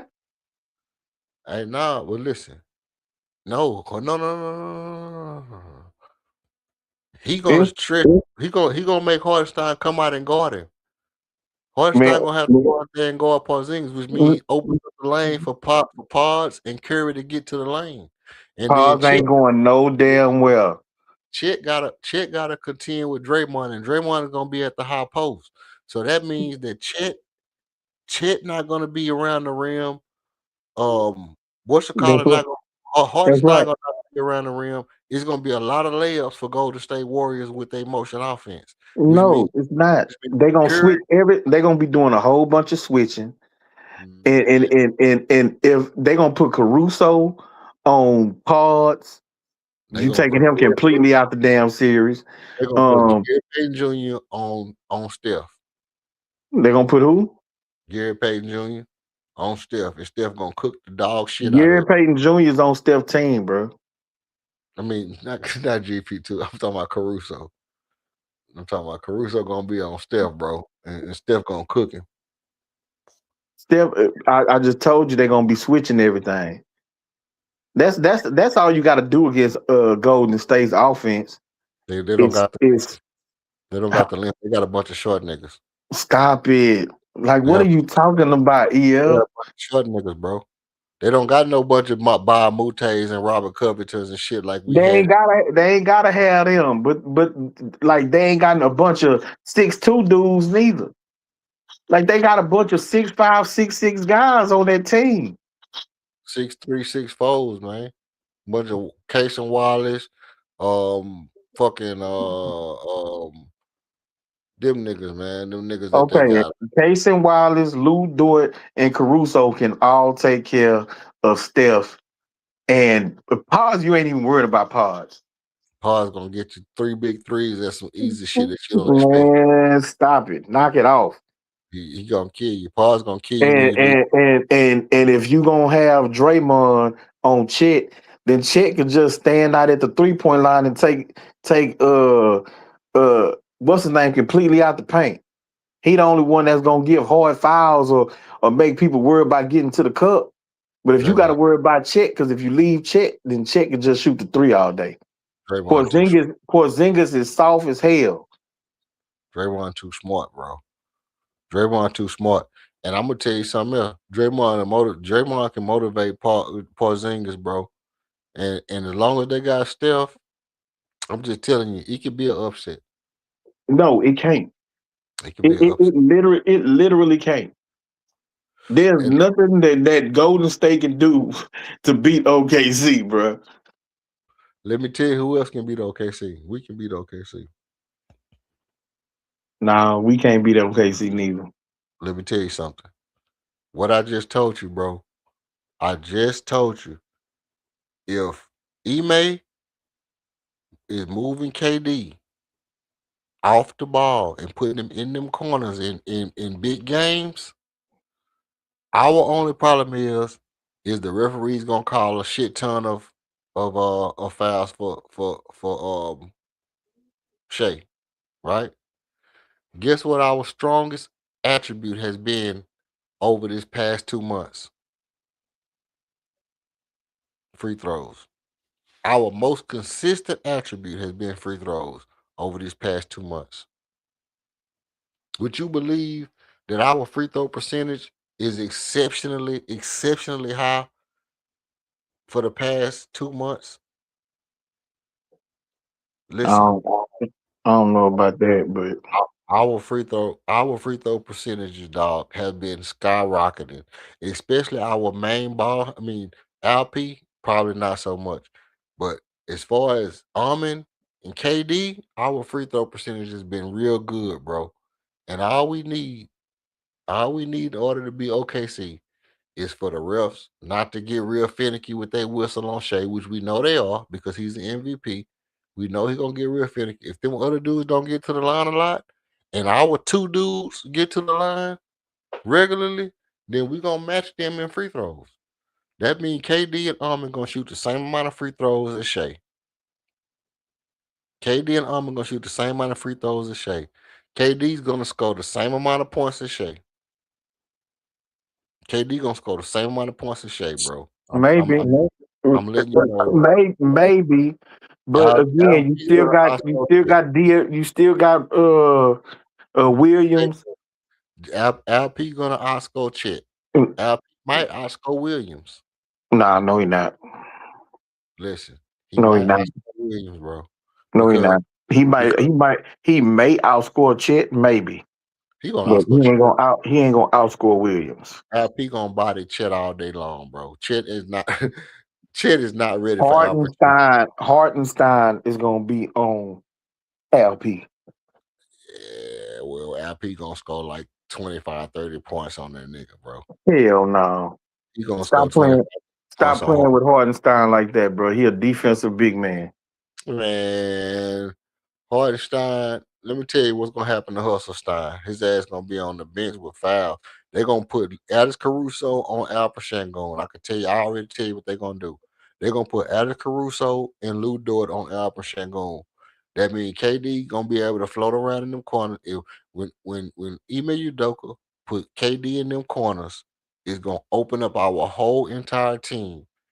And if Reed Shepard and Armin, if Armin getting downhill and Chet ain't there to block his shot because Chet having to contest KD or Chet having to hold Jabari, guess what? That means Armin going straight downhill. That means Armin going straight downhill, catching the ball backdoor, going downhill, getting the ball in the post. Just like I said, just like he was doing tonight, Armin get you 25, 30, 25, 26, 27 points. KD gonna get you 25 points. That's 50 points. LP gonna get you 22 points. That's 60, 70, 80, 60, 60, 72 points, man. 72 points right there off the bat. All Reed Shepard got to do is come in and hit you 2, 3 threes. Jabari gonna hit you 2 threes every second half. Jabari gonna get you 2 threes. Yeah, but I think LP is more likely to get us 13, 14 points. No. Um, Hell no. yeah. LP averaged 21 points last playoff, bro. Against Draymond. Okay. The best defender. Draymond is damn near 40 years old. He's the best defender of this generation. I don't know about that. Hey, I don't know that he the best. He the best defender of this generation. I don't know about that. I'm not telling you what I think. I'm telling you what the narrative is. Okay, well, I don't care about narratives, bro. I'm not moved by narratives and talking points, man. I'm talking about real live basketball. So I'm telling you. Again, I don't know. I don't know about him being the best defender, but again, we couldn't get out the first round, and for a lot of that series, you know, LP was getting punked by Draymond. The And only Draymond is undersized. The dude is only 6'6".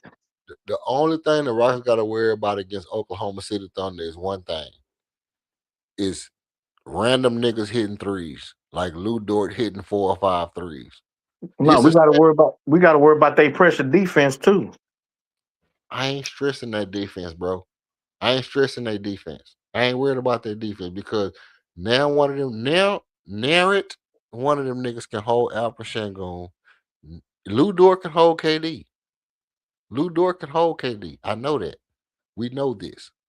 But Narrett, one of them niggas can hold Alpha Shangon. And Narrett, one of them niggas can hold Armin Thompson. Yeah, me and you does not agree on that. What? I think that there are several players that can hold LP on that team. Caruso can,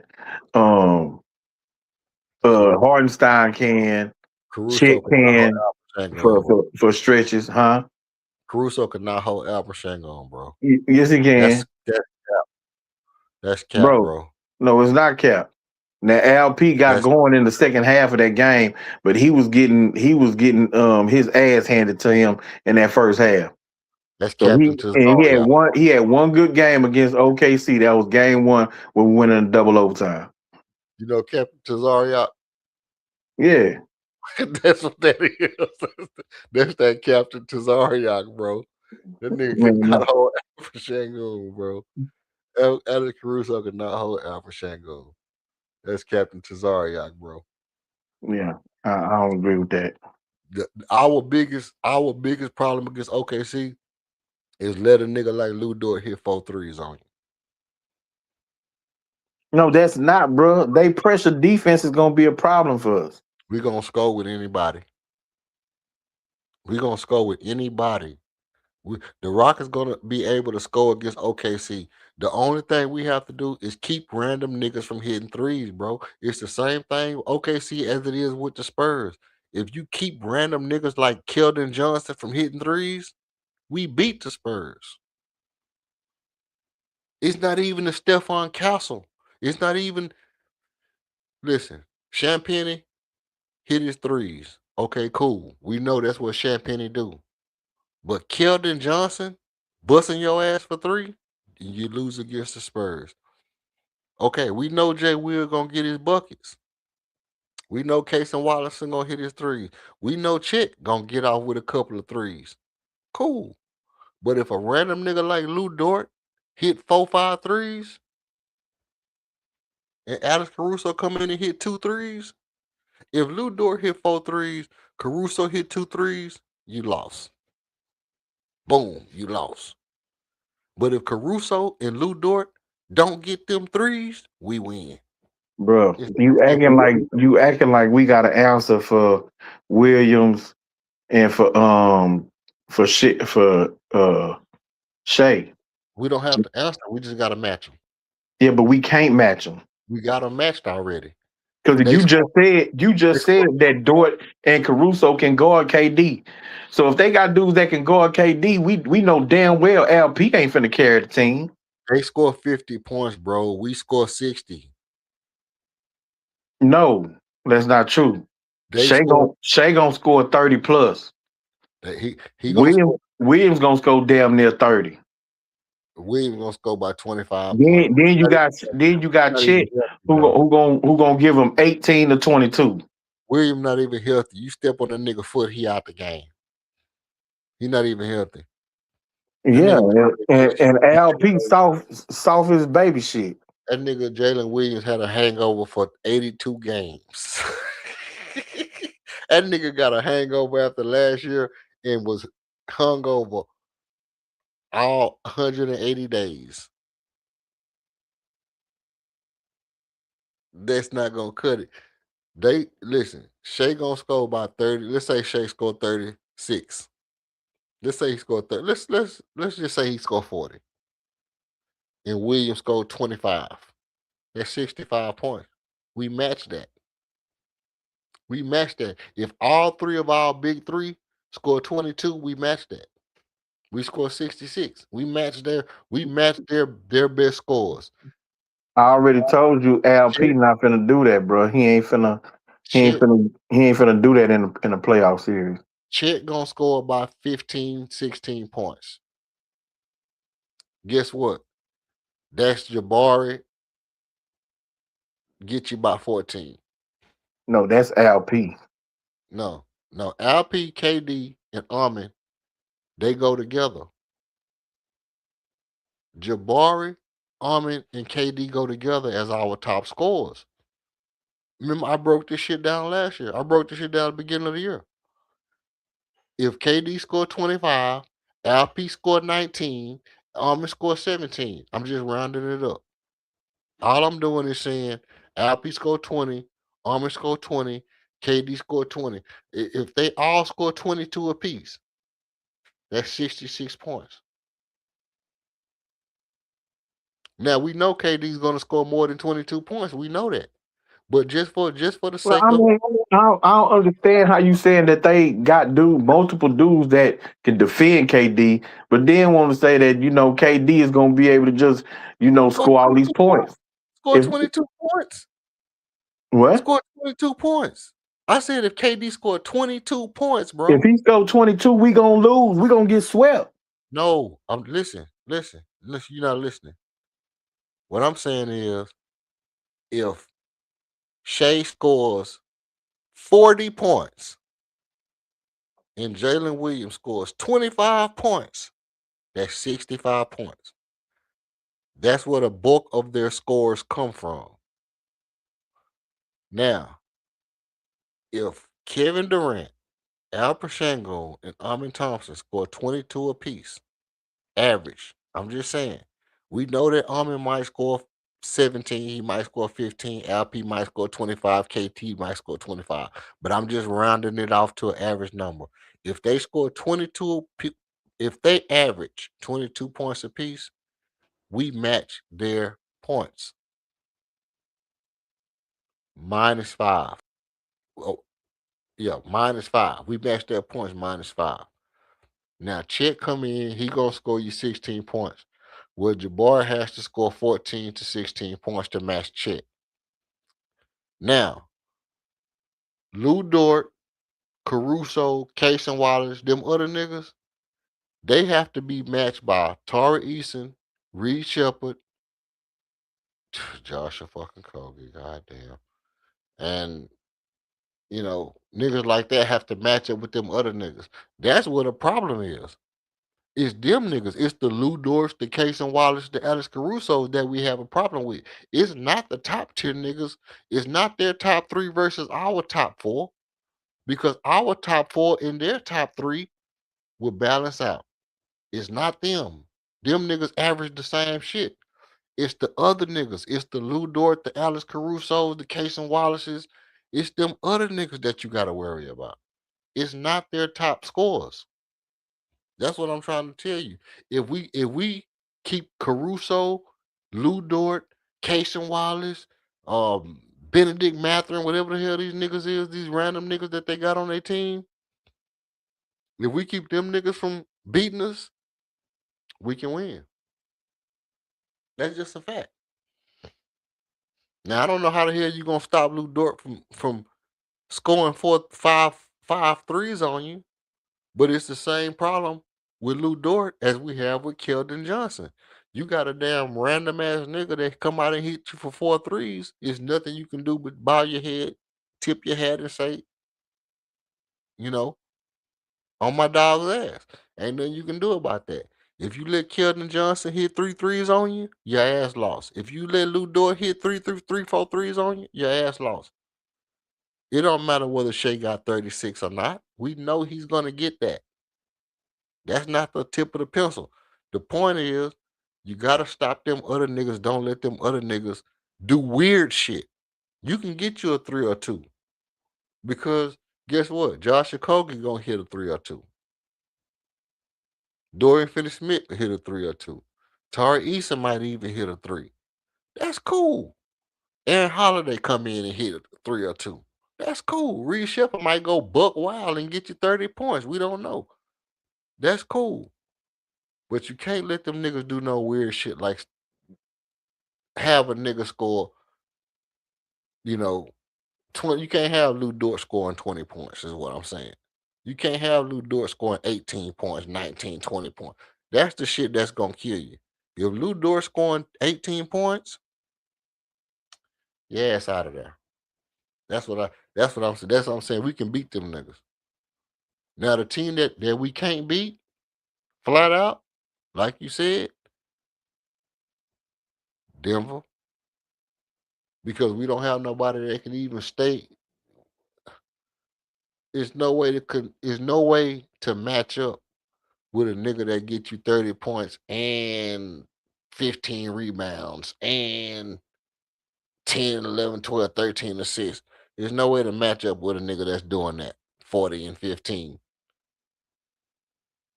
Because he getting you 15 assists and them shit's coming from anywhere. Anywhere he decide to pick them apart at. But we know where their points coming from. Their points is coming from the point guard. This one nigga right here is trying to get you 35, 40 points. If you stop that nigga, even if you can't stop him, if he scores 35 and KD scores 25, we good. If he scores 35 and KD scores 30, we win. We win if everybody else do their job. Bruh, KD just had 33 tonight and we lost. Against a team that's not as good. Almond had 40. We let them random and we lost. niggas do shit they wasn't supposed to do. Random niggas. Mm-hmm. Random niggas. That's exactly what I'm saying. You can't let them random niggas do shit they don't supposed to do. Yeah, well, we ain't gonna be able to stop the regular niggas from doing what they supposed to do. Damn random niggas. The regular niggas, we ain't gonna be able to stop them either. Shit. Yeah. All right, bro. Yeah, I'm getting ready to chop it down, man. Once again, man, I appreciate you pulling up on me. When the next game? Sunday. Sunday? The season finale is Sunday. And the first playoff game will probably be next weekend. Okay, so the season finale Sunday, what I'll probably do, I might make it a whole day, man. I might do a 24-hour joint like I be doing, man. I might do something crazy for Sunday. Um, yeah, man, but I appreciate you. Salutes to you, man. Everybody who put up in the chat, I appreciate y'all. Next time, don't feel like you can't come up here, chop it up with us. And stay tuned in, stay tapped in. You better know what you heard. This is Houston Rockets Red Alert. Man, you got something you want to say before we get up out of here? Nah, bro. Salute to you, man. If I'm off Sunday, Already, I'll man. pop in on you. Oh yeah, well, this gonna go down then. I'm most likely definitely gonna make it a 4-day thing.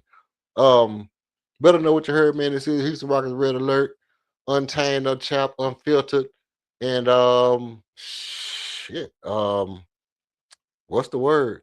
Unhinged right now. We finna get up out of here, man. I appreciate everybody pulling up. Thank y'all for coming, man. We out of here. Peace. I'm your host, Hope Champion, and this has been another exciting edition of Red Alert Rocket Zone. If you haven't already, make sure to like and subscribe so you don't miss any of the great things we have coming your way. Want to jump into one of our one-on-one debates? Email us at redalert.rocketzone@gmail.com. We'd love to hear from you. While you're at it, head over to the website and check out the KG1 merch. And if you want to show support or buy us a coffee, you can send it through Cash App, $2 6KG1. We truly appreciate your support because every show needs a spark. And for us, you are it. So come back again and blast off with Red Alert Rocket Zone. Another night, another stat I can't defend. Another hope I hope never ends. Every loss feel like deja vu, but every win reminds me why I do. The lights fade, but the passion don't. The city fans got pushed back for the smoke. Even when the shots don't fall, I'm still here to talk that talk. You can't believe I'm still tuned to this tone. Still taking off in the rocket zone. All the heat, all the pride, you know what we own. Yeah, welcome home to the Red Alert Zone. We're gonna break it down like how to break down the zone. He is an alien man, Mike calling on the phone. Every fan's a debater at heart. Every stance to take is part of the art. Oh, they say the data never lies, but numbers can't feel what's on the heart inside. So we clutch city till we die, even if we hold their feet to the fire. Tuned to this tone, taking off in the rocket zone. All the hate, all the pride, you know what we own. Yeah, welcome home to the Red Alert Zone. No alien man, he is an alien man. He's an alien, that's a man, and he is a Rockies fan. Oh, alien fan, calling to talk about the Rockies. Oh, alien man, he's an alien man. Oh man, he just an alien.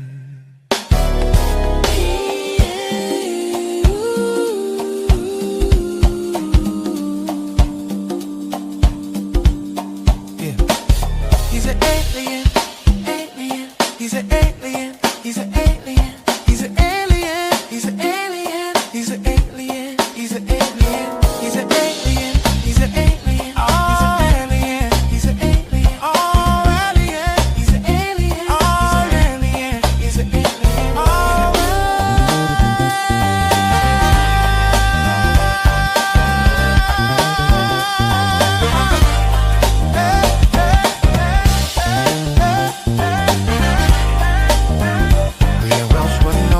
Rockets, man.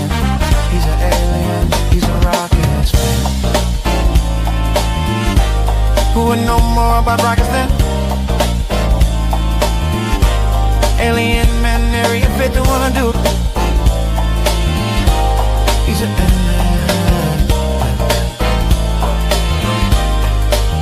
To the Red Alert Zone.